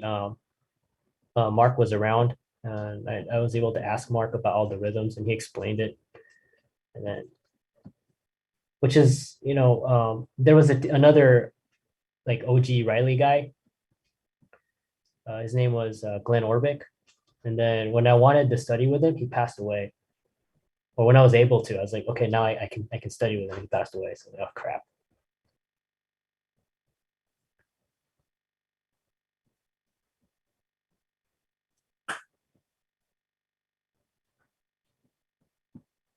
Maybe I always joke, but I really think this way. I'm like a bastard Riley. uh, you know,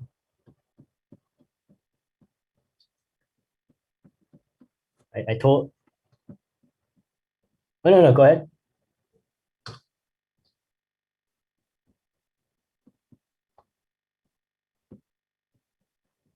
Yeah,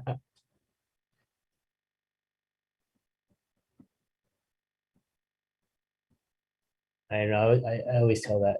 I even told that to my publisher when he was like, oh, because I'm writing a book in China on figure drawing, and then they're like, it's called Lai Li Hua Hua, and then they asked me about it, and I was like, yeah, I'm a bastard Riley. I learned from like one of the OG guys, but I don't really use it. I use like other things, and then yeah, the bastard Riley, yeah, yeah, I'm the bastard Riley guy.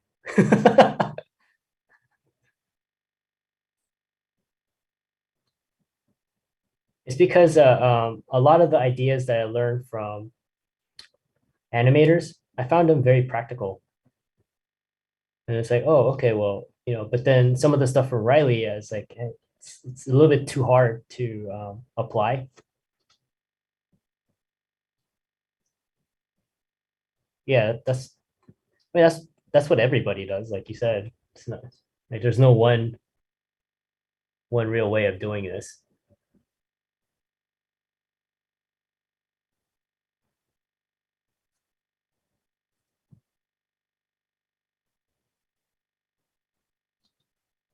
Yeah. I mean, even the Riley method, it wasn't, you know, it was developed by Frank Riley and it was just like for idealizing.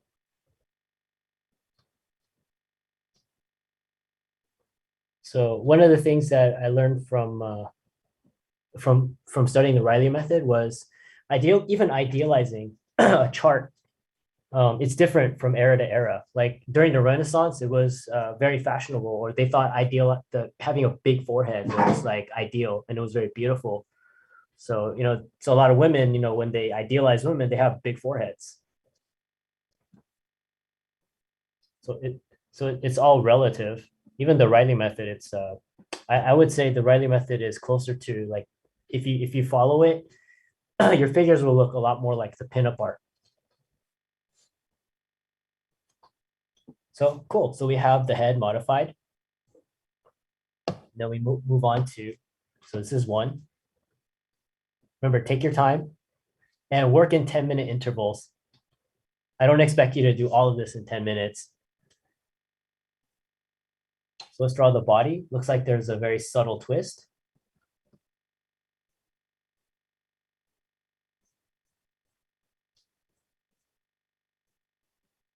Draw vertically.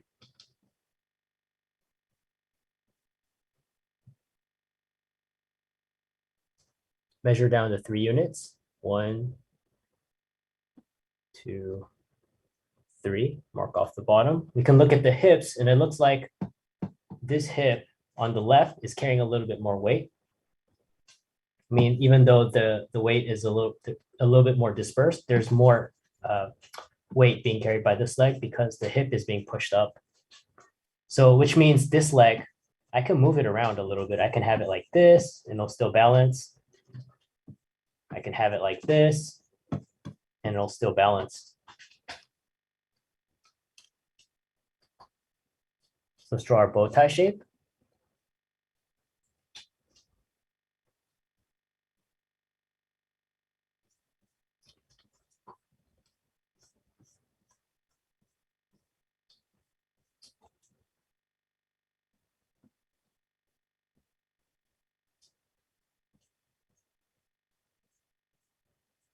It's I got it from it is from Riley. It's just a fat bow tie. The Riley shape, it looks more like this, where the bottom goes up to the neck and the sides go to the crotch. But it doesn't work like this every time.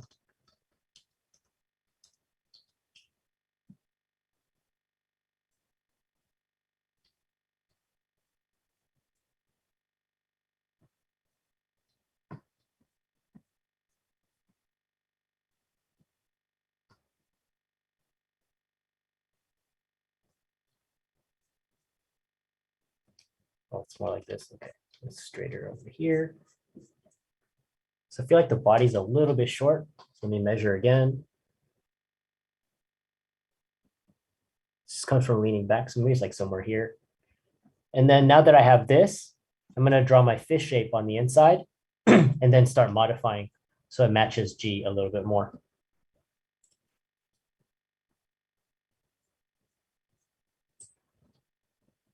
So basically, I'm just drawing a full Eric and then just modifying as I go.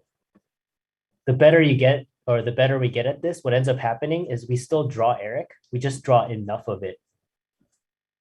Just enough so that you have something to work with.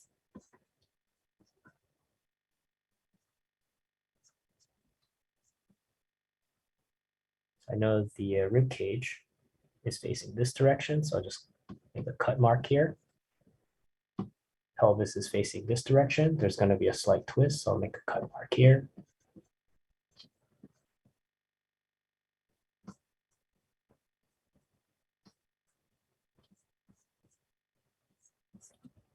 Cap this off. Here's my crotch.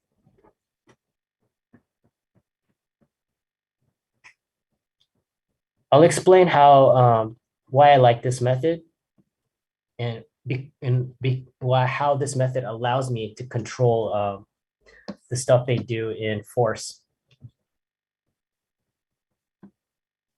which is, what I was showing yesterday. I'll explain this blue thing when I draw. But yeah, this allows me to be able to control all my rhythms and kind of classify them. Whereas, the force method is just, it's too loose.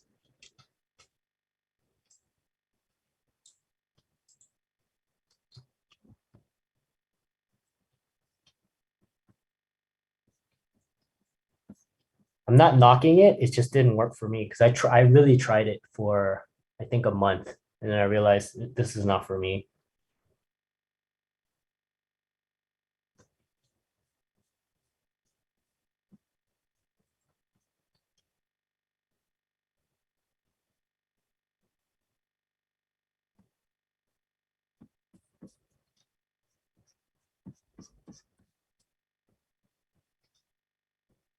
Yeah.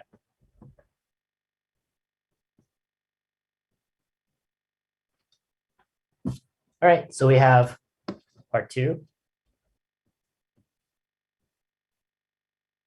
So we can go ahead and start modifying.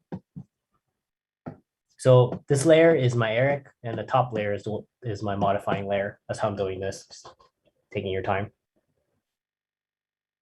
So I can mark off where the hands are going to be.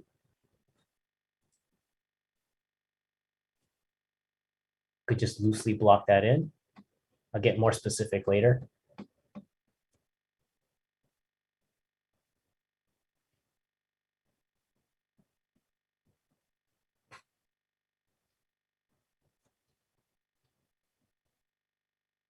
Start modifying the body. I can already tell this is going to be my stretch side. This is going to be my pinch side or my complex side. So pinch for now. When I see little bumps like this, I don't look for the bumps. The reason why is because a lot of times, because we think in our head bump, we really make it a bump. So especially like when we draw the face, we end up drawing, here's the brow bone, here's the cheekbone, here's the ball of the mouth, here's the chin, when it really looks something like this.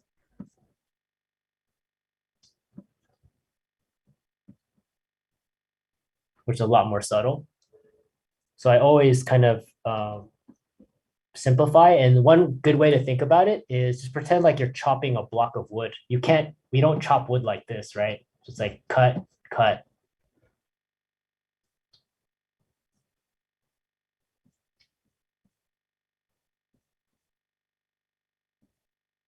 Or the more dramatic thing is, I think I told you, Glenn Keane, he breaks your pencil.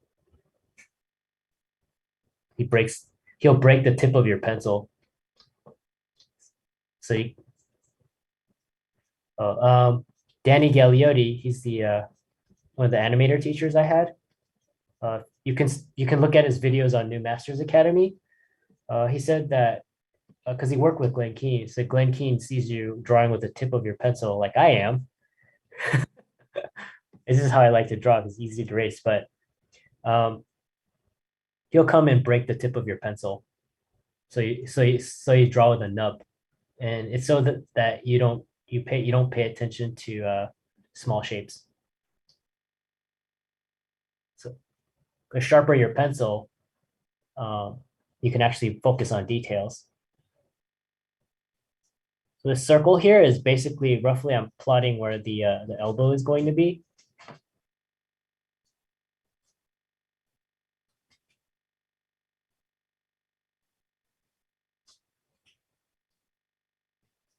From big to small. But he has it. Yeah, I taught with Cecil Kim, and that guy is scary.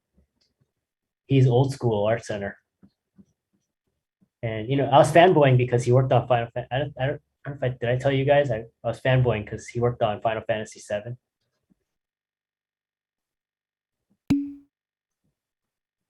Sorry. No, he wasn't in an army. He worked on Final Fantasy VII. He's old school art center, and you know, yeah, he's a stove guy. Yeah.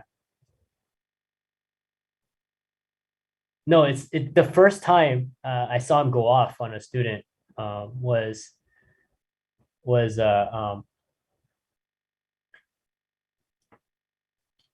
at Otis.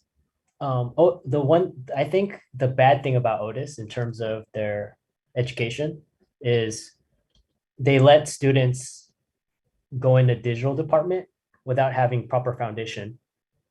So they could be from another university, and as long as they have the credits, they can just transfer into digital department. But if you go into digital, uh, yeah, her work is shit. He's the one who said that. He was like, "This is shit." Oh yes, it's because he doesn't like photo bashing.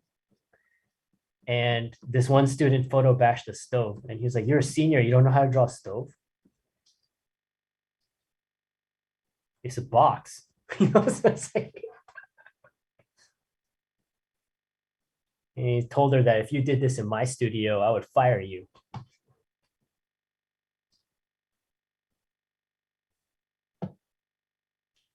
Yeah. When I first met him, he didn't know I was Korean because he's Korean. Um, yeah, I'm Chinese now. It was, I don't know. It scared me when he looked at me at Otis, and he looked at me and he goes, "You Korean?" I'm like, "Oh yes, yes." And it was like, it's like, oh crap, he's gonna be pissed. You know what I'm saying? And he like smiled and then he said, "Oh, you can call me in Korean. Uh, you can call someone older brother or something." And he said, "Oh, you can call me that." It's being very friendly, and I was like, "Oh, okay." Say, "All right, cool, yeah, sure, thank you." You know? So, all right. So we have section two, and now that section two is working, we can work on section three, which is his legs. And I just kind of lightly blocked in his arms. And when you guys draw somebody with their hands on their head or on their waist, it's easier to draw the negative space first and then figure out the silhouette on the outside. Because this is a smaller distance. If we draw the outside first, inevitably, it usually ends up being longer. It just kind of happens. So if we can make shorter jumps, it's easier. You know, it's more, that's why it's easier to judge distances on the pinch side than is on the stretch side, because to look at point A and point B, there's all this, but it's a little bit easier for us to see A to B, B to C, and C to D. Get rid of this because there's going to be an arm here. Over here. We use Eric, we can block out the legs.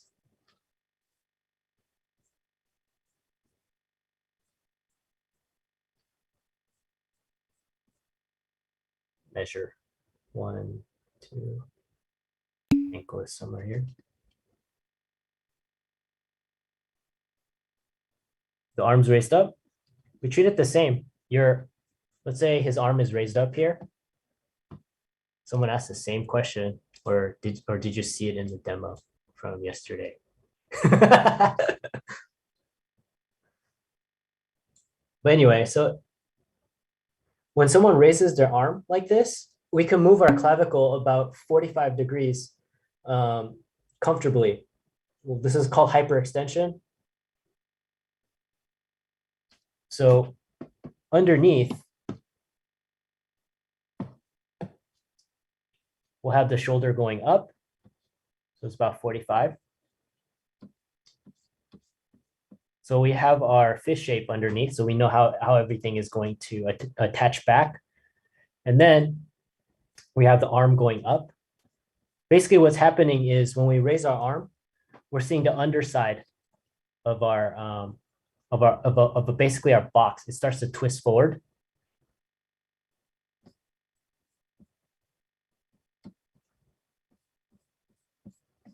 We'll get our shoulder muscle shoulder called the deltoid. I see a bump here. We'll see the I don't know muscle, the trapezius. It'll bunch up.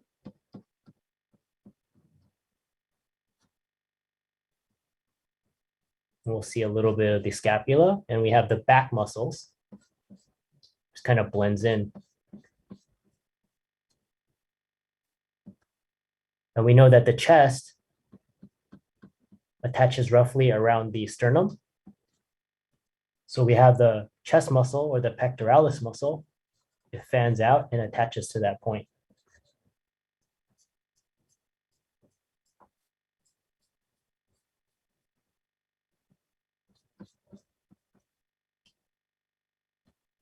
Let's say the arm is going back. So bring it to it.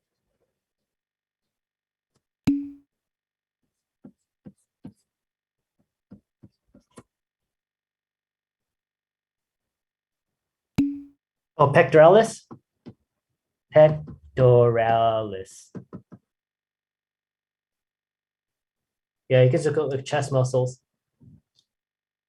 If you study with Kevin, they're called pectorials. I've been calling it, I know the right name, but I've been calling it pectorials.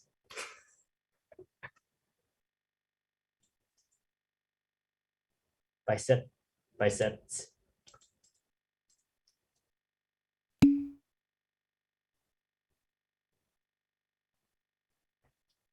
Is it like the Family Guy thing with the, the what? Do you guys know who Gary Meyer is? He's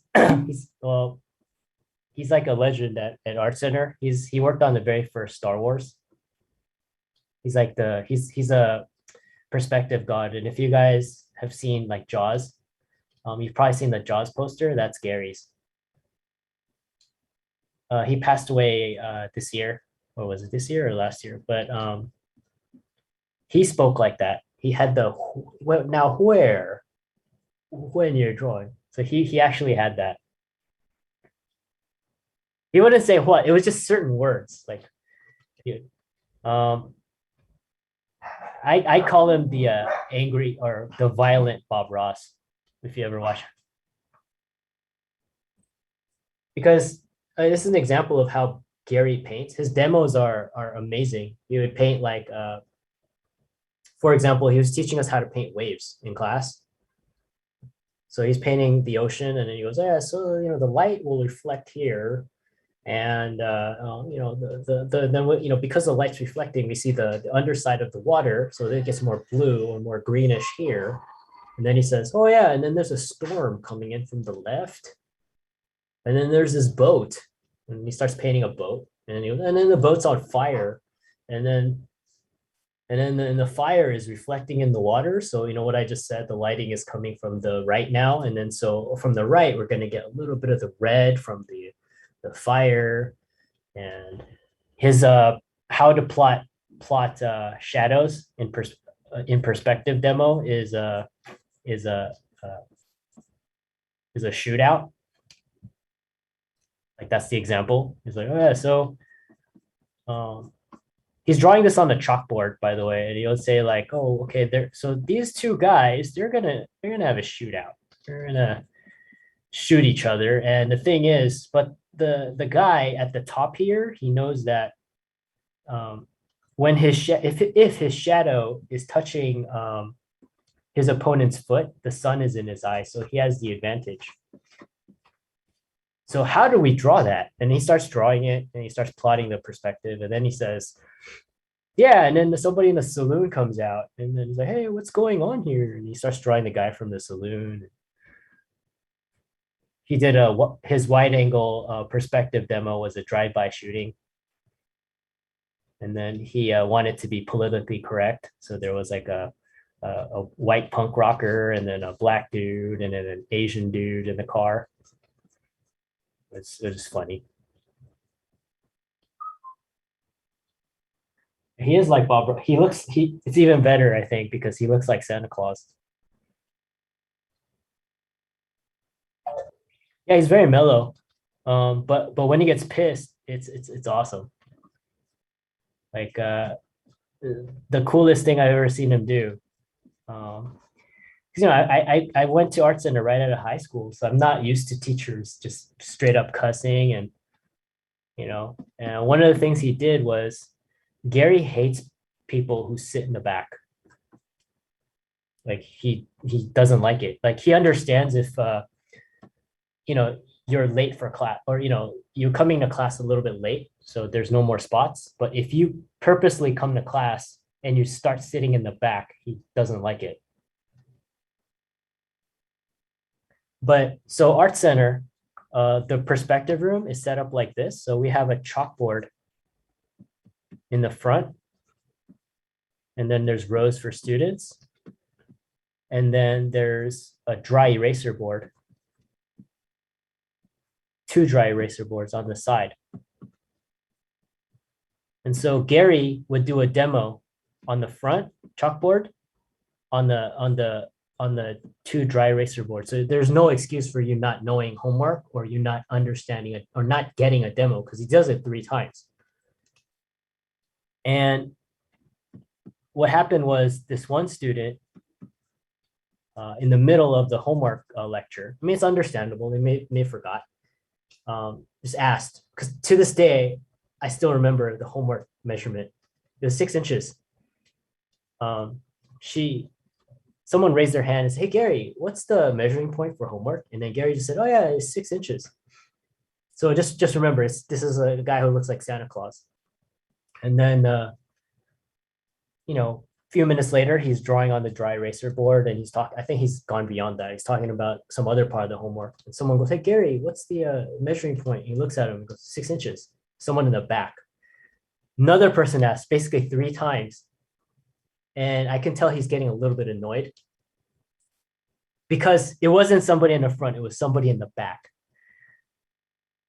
And then we're not even talking about homework anymore. We're on to the lesson, And then some student asked, once again from the back, "Hey, Gary, what's the measuring point for homework?" And he like took the T-square that he was drawing on with, and he like slammed it on the table. And they said, "Are you stupid or are you just pretending to be stupid?" And he said, I looked at, this is a first term class. So he said, "I looked at all your portfolios and I let you into the school," because Gary was my department chair and Phil Hayes. And I said, "Now I'm beginning to regret it." And then he like left the room. And he came back after he cooled down. And then he said something really funny. He said, "I apologize, I'm sorry, I lost my cool." But then he says, "I forget some of you aren't from this country." So he drew so here's the chalkboard. He drew a 1-inch marker about that big. and he said, "When I say 6 inches, this is 1 inch, right? The 12 sets of these lines make 1 inch. So when I say 6 inches is 6 sets of these lines on your ruler." Was that he told like in advanced sketching class, we usually get like an hour break for lunch because the class is like 6 hours or 7 hours. And then what happened was the break is over and nobody's back. There's only a few of us. Everyone was like me, Alex, Mike, and there's some other students in the class. And he looks at his watch and he's like, "I said everybody to be back at 1, right?" Like, "Yeah." "And where's everyone?" And I forget, someone told him, "Oh, they're in the cafeteria." So he goes to the cafeteria. We followed him up there. I just want to see what he's gonna do. He sees all the students there and he goes, "Go down and paint, you fuckers."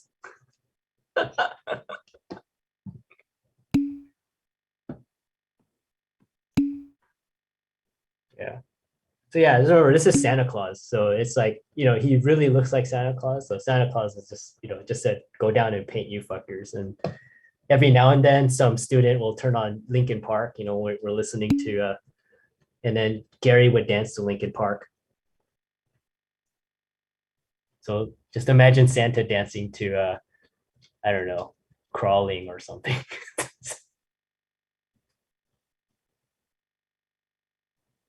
Yeah. But he's also super nice. Just don't piss him off. He just doesn't take crap. He's super nice. He's also if you have a question about anything, like about drawing, he's just like he's an open book. He'll sit with you and he'll draw for you and everything. He's a really nice guy. just every now and yeah. So now that we have the legs, right? We're gonna just go in and modify the legs to look more like G. And this is where I'm going to start using some one type of rhythm is called anatomical rhythm.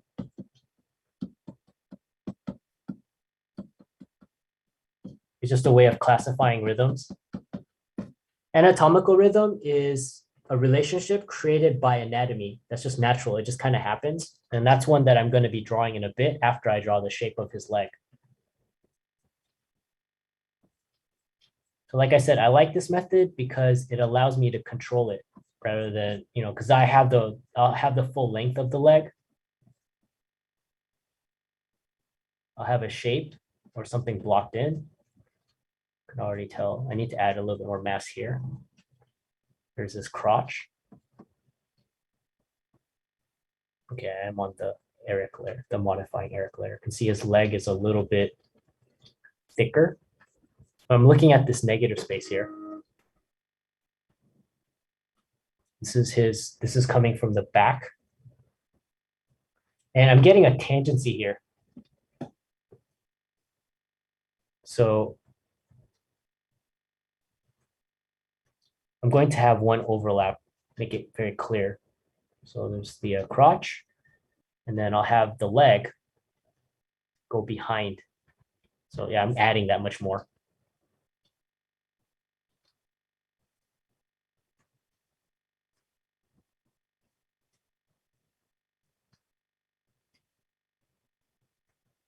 So this rhythm I'm drawing right now,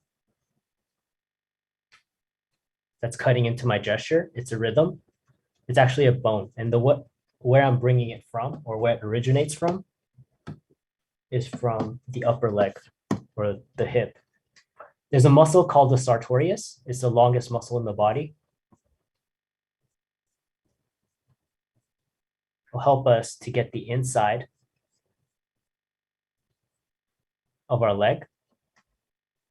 It wraps around our tibia, our shin bone, and it becomes part. There's a relationship that becomes part of the shin bone, and that turns into the ankle.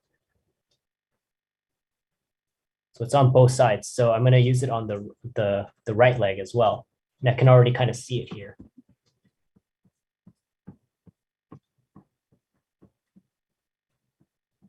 So this is called, or I classify it as an anatomical rhythm because it follows anatomy, or it's a relationship created naturally by anatomy.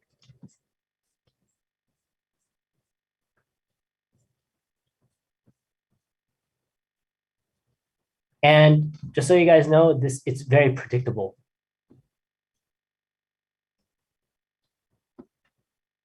I'm still on Zoom, right? Cool. Stupid flow. Sorry, I spent a couple hours yelling at it. Make sure.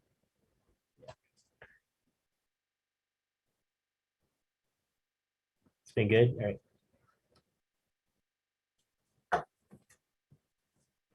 I'll put for everybody. Oh, it's zoning out again. But anyway, so this is an anatomical rhythm.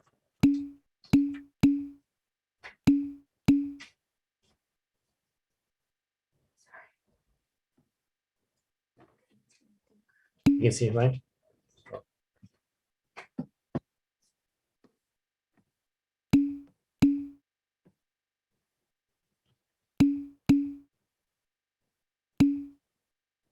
Yes, that's how it works.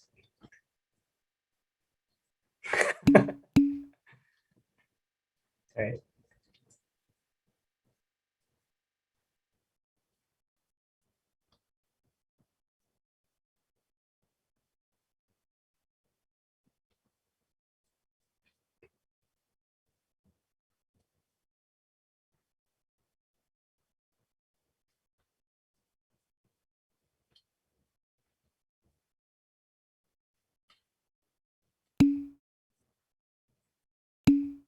Did it freeze on mine? Okay. And here's the calf muscle. We're back. Okay.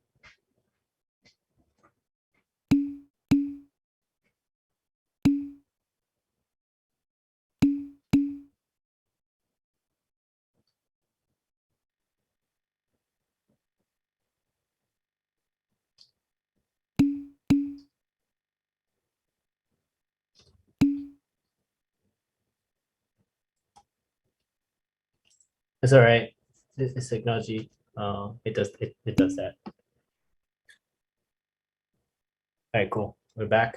My thing is logging back in. But anyway, so this is how we draw the leg. When I find the ankles, I usually look for a slight front plane. This will help us to figure out how the foot will insert. But for right now, just don't worry too much about that. Just figure out the big overall shape. What was that?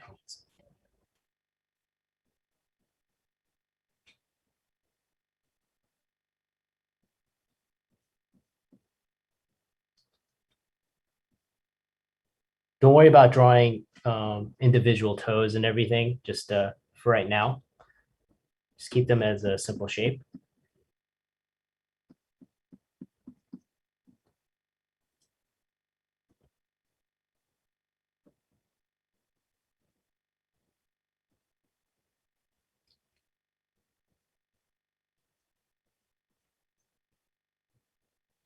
Box of the foot.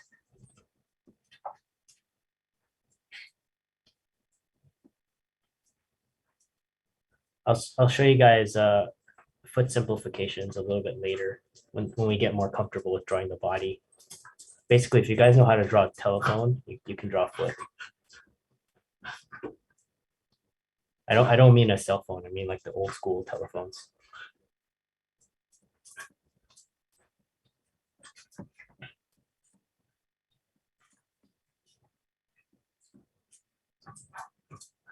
So lean back. Right. So there's our foot. And if you drew Ninja Turtles, it'll also help. Corner. We move the anatomical rhythm a little bit. I want it to start from the actual origin point.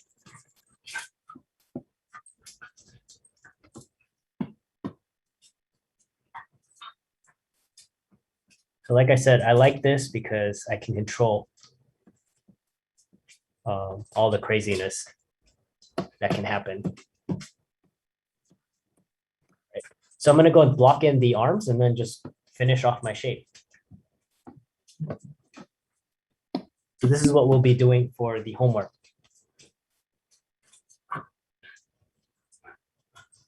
Any questions?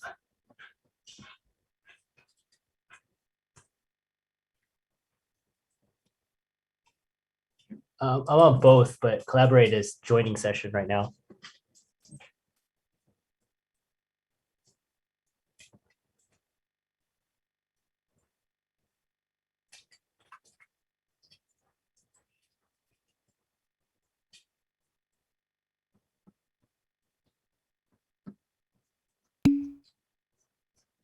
Calcaneus.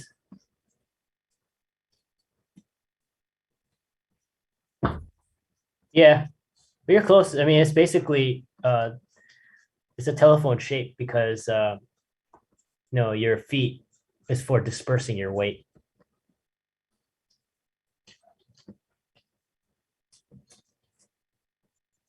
So it's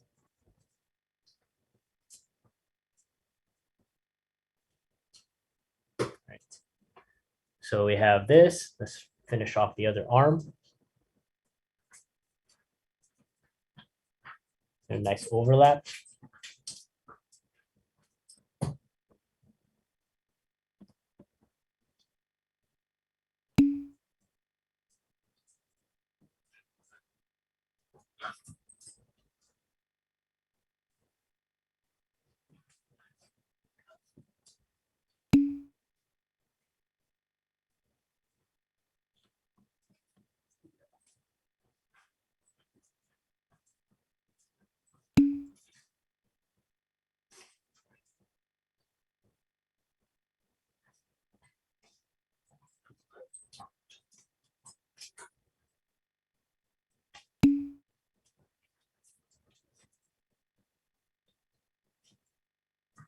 I don't know.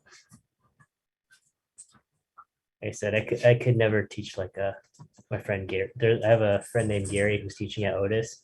I can never teach. I can never teach like him. No, just um, just sometimes he basically it's because he's very boisterous about to his students. You know, but I can never teach like that. I feel bad after I say something bad, so I can't do that.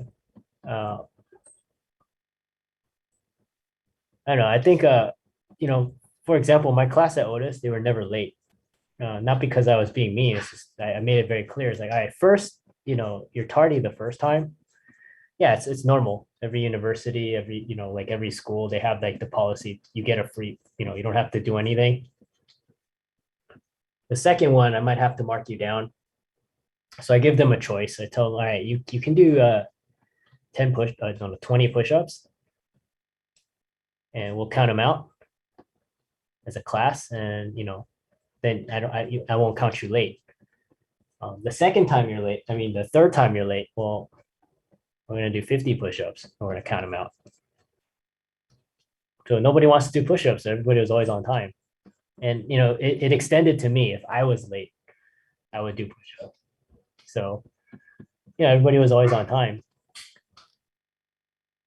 It was easier to do it that way. But like I remember, I would sit in Gary's class because I can get some figure drawing in before my class. And there was this one student, Gary was critiquing, and he was laughing at the other student, because it was like an easy mistake or like an easy fix. He's like, ha ha ha, this and this and that. And it was just funny because the student was a little bit annoying. And then Gary looks at him and he says, what are you laughing? What are you laughing at, dumbass? You're failing.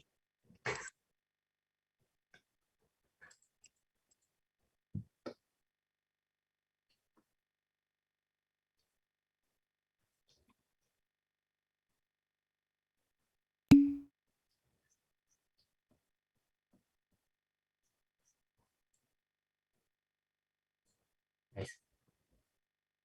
Nice. All the way.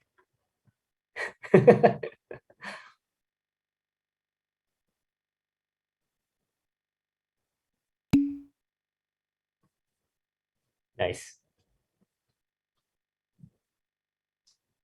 That's how it worked.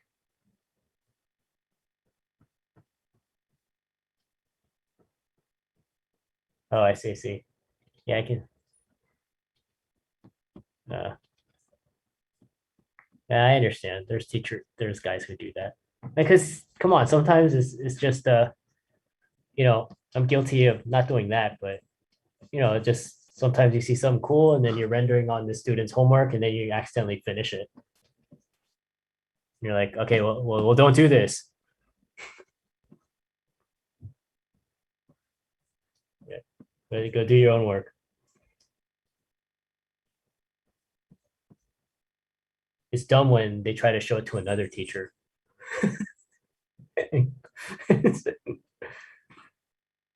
We had we had students do that at art center, and then the teacher called them out. Mike Husser called them out.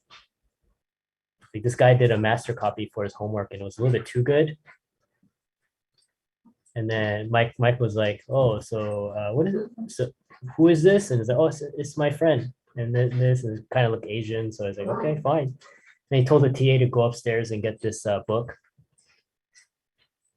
this art book, and then he opened to the page with that painting in it.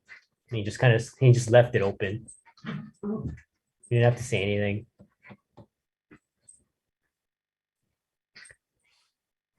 I know.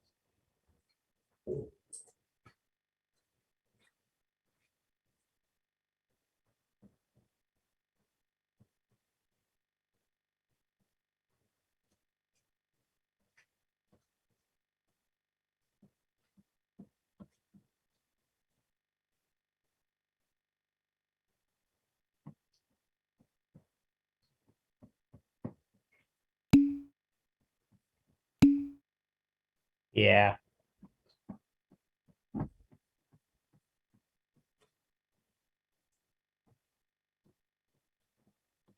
It was I know Gary, the same teacher, the one that said go down and paint you fuckers. He gave the best advice for teaching. I mean for cheating, because his perspective class, the final homework is really hard. Well, it's not hard. It's very time consuming. You have to draw a 3-point city. I found a hack for that, but it's a traditional hack. It's not a. It does if you're working digitally, it doesn't matter. Digital makes it very easy. But he said, this is the final for the class. This, and then he said, if you're going to cheat believably. He said, like, don't turn in a masterpiece all of a sudden. I know what you guys are doing. I know your levels. I've looked at all your homework and everything. So it's like, he said, if you're gonna cheat believably. Yeah. So giving everybody a heads up.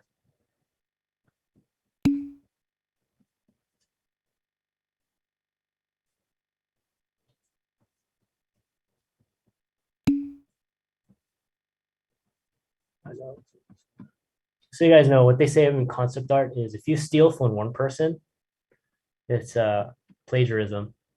If you steal from 20 people, it's research.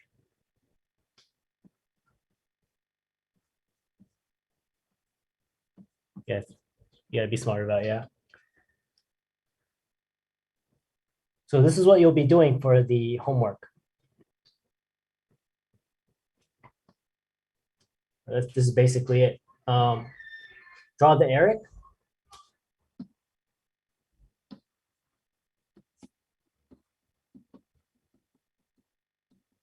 And modify. So you're going to be drawing 20 Erics, like 20 modified Erics. And like I said, if you're struggling with one, I'm okay with you drawing it twice. And you can count it as another figure. Does that make sense? And very quickly, the cool thing about this method or spending time on the lay-in, there's still things that I should fix. Like I said, this is my first pass. But the cool thing is, once you have a shape, it's very easy to add tone. So I'll quickly throw on a value so I can show you.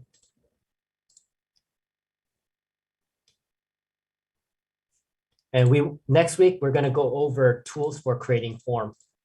And then after that, we'll start going into a little bit more anatomical stuff.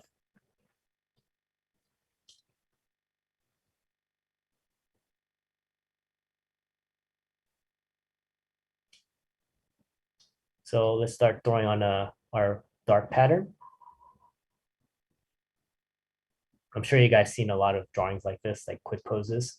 Just so you know, the rendering or the color, the filling in of dark pattern is done when the model goes on break.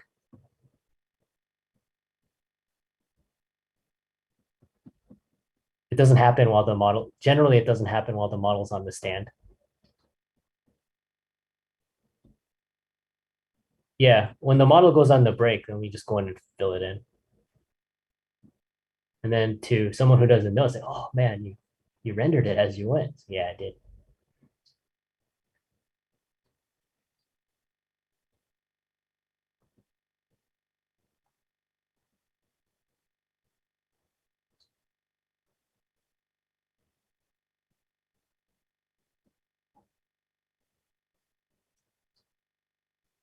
Basically, when you do a lay-in, you're making a coloring book for yourself. That's how I think about it.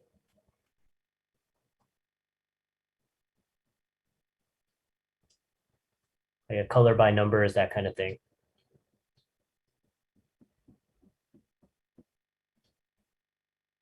Mark used to say that, like, if you design your light and darks really well, you can just put numbers. And then you can just hire some dude off the street and say, I already did everything. Just fill it in with this.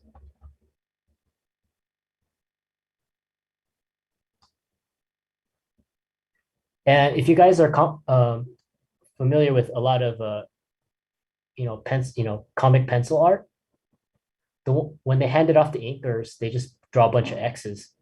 X's are where where you just fill it in black.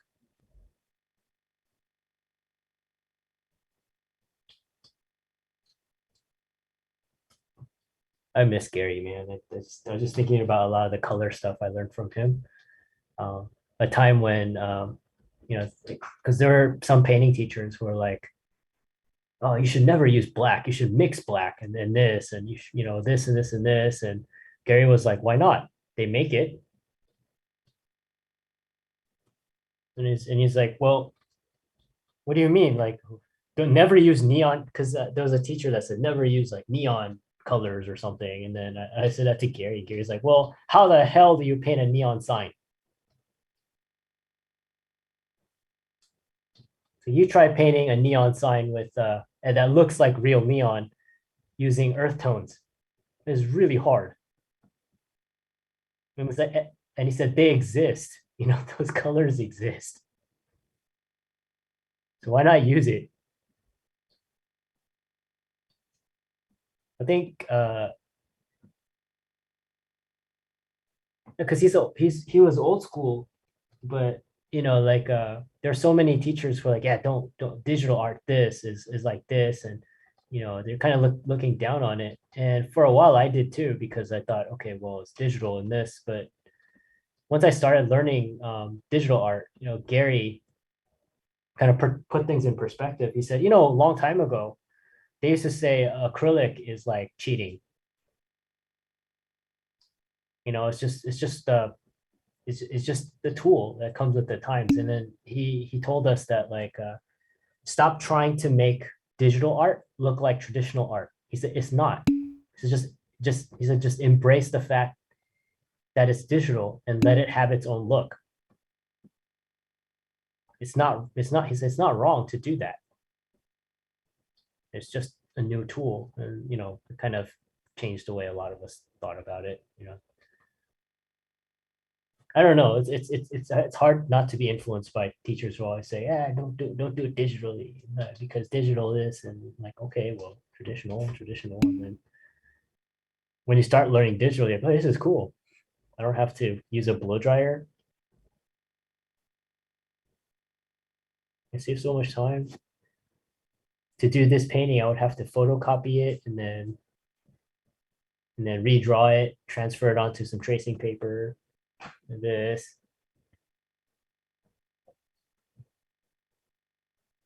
Almost done. Well, if you're a lefty, if you're a southpaw, you should draw from the right to the left.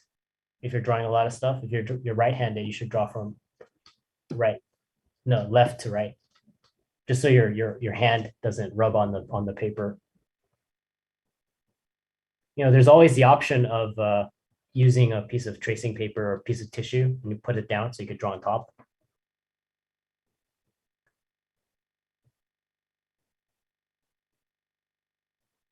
It's not just all sorts of solutions. It's just when you think about it, you're like, man, digital, I don't have to worry about any of this.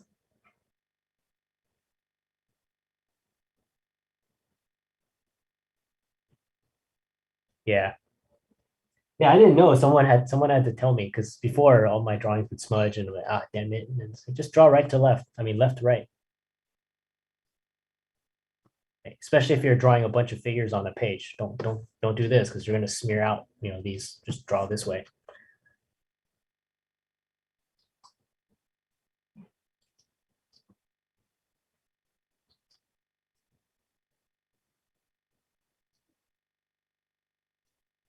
It's all right.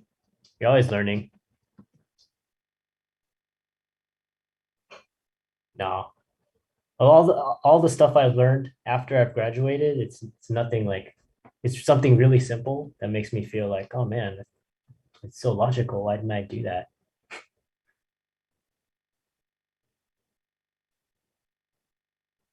Yeah. Oh, that's the great thing, right?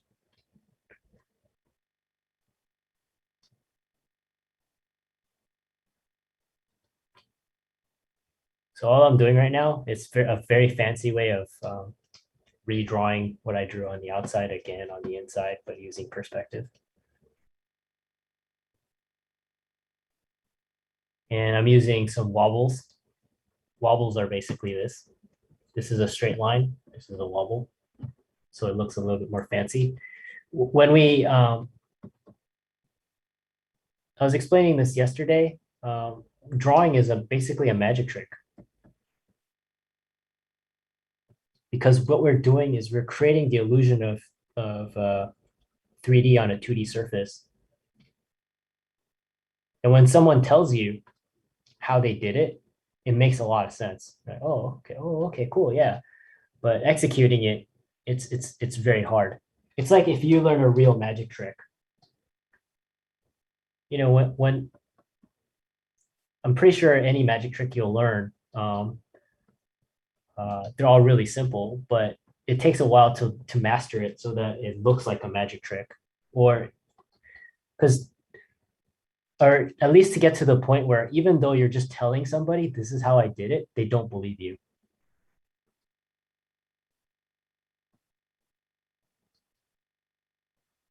If you guys watch like New Master Academy stuff by Steve Houston, he's telling you everything. He's not like hiding anything, or he's not telling you any big secret, because there is none. He's just telling you this. He just words it very artistically, but he's basically telling you everything. When you listen, you're like, oh, there must be more. That can't be it. There must be more. There isn't.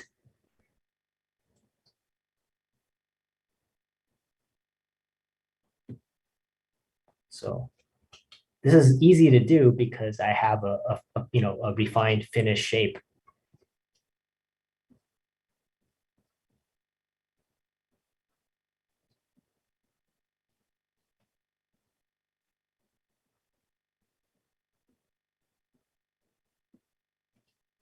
Go to the other side. Oh, I forgot to add the tone here.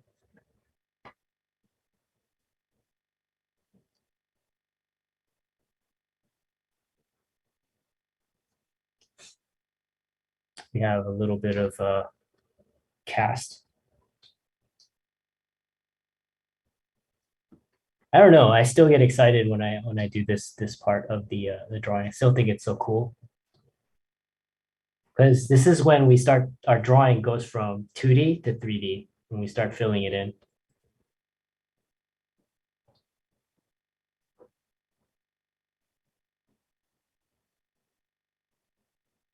Yeah.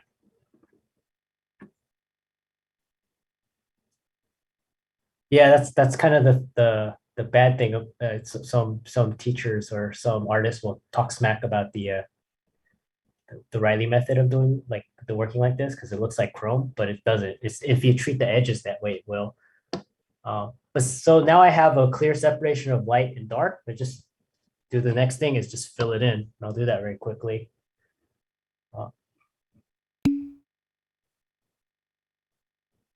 Cool.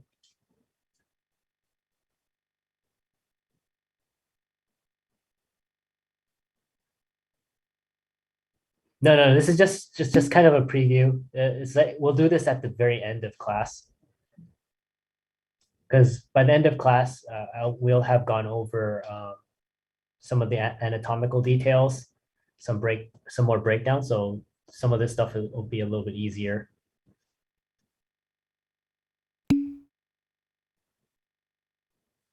No, right now I'm having you guys use mostly male because it's easier.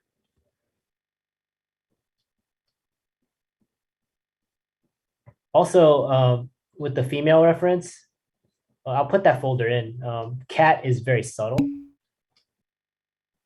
This model. No,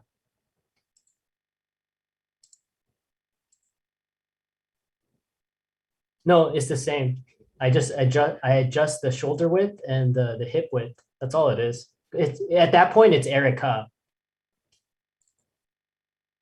So the cat, you know, one of the reasons why I don't use her for at least in the beginning is because some of the stuff like some of these details are harder to see. If you draw using Barry, you can see a lot of the anatomical points or the corners a little bit easier. When you use cat, It's a little bit harder. She's very, she hates it when you say this, but she's very subtle. Like I usually use her for when students are focus more on rendering and they're studying edges. Yeah, she hates it.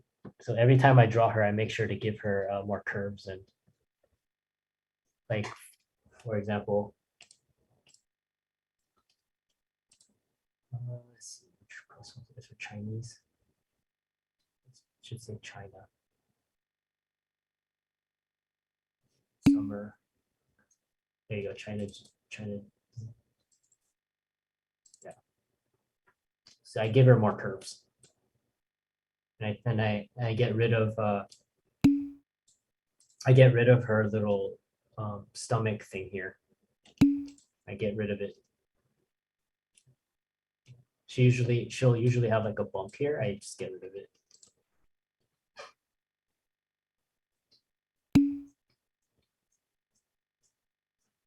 Always remember, never forget that people see your final drawing, not the reference. And second, no one will complain that you drew them better or you drew them prettier. Or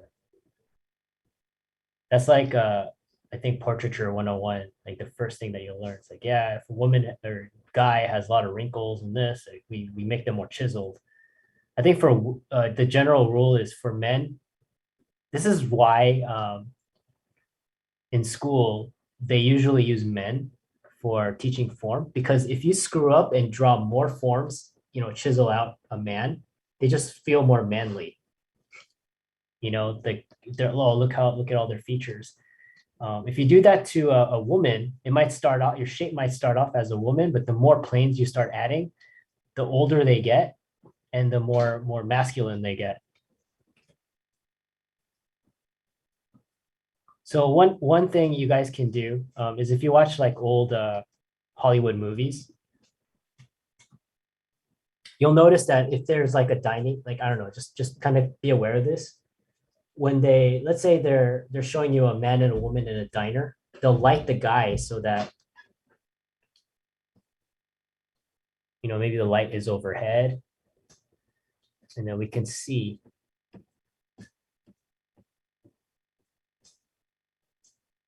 all the forms on his face. So he looks very like sculptural.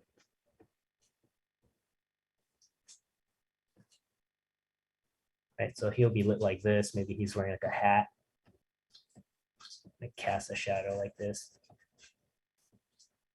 And then maybe the woman, what they'll do is they'll have her lit from behind.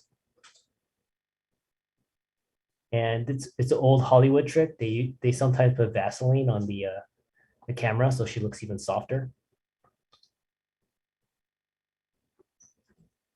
But one of the things that they might do is they light her from behind and they give her flat lighting so she looks like an angel.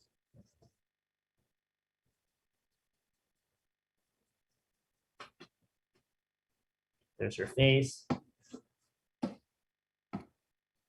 She'll get angelic light. Oops.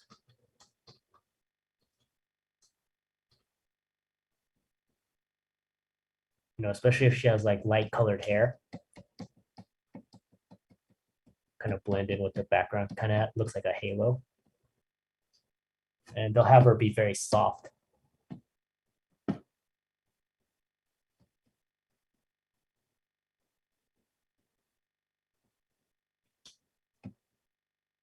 You see the difference in lighting or the different effects. So that's why a lot of times when you're studying, usually you're going to be drawing a lot of men because we're studying form. When you're studying anatomy, let's say you just learned how to draw biceps and triceps and all the forearm muscles. This is not the best arm to be studying. You probably want to look at a bodybuilder.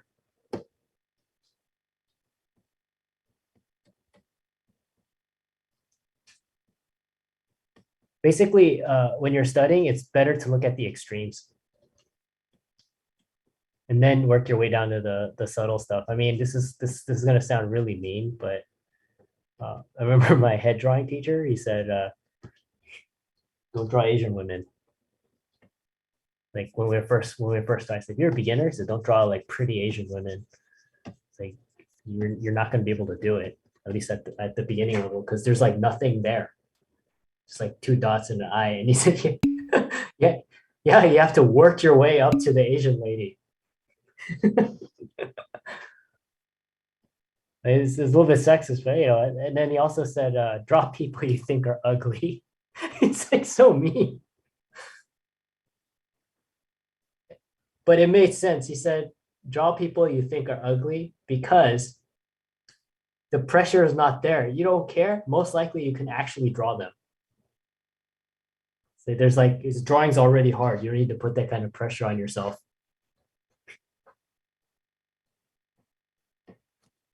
So anyway, so the homework is 20 Erics, modified Erics. Since we have the Google Drive, I can put in some more model pictures.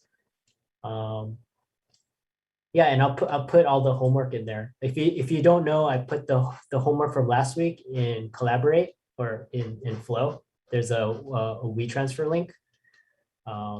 But yeah, I'll start putting all of this in, I'll create a folder called demos and for Thursday and Wednesday, and I'll put all the demos in there. I think that'll be easier for everybody. So any questions?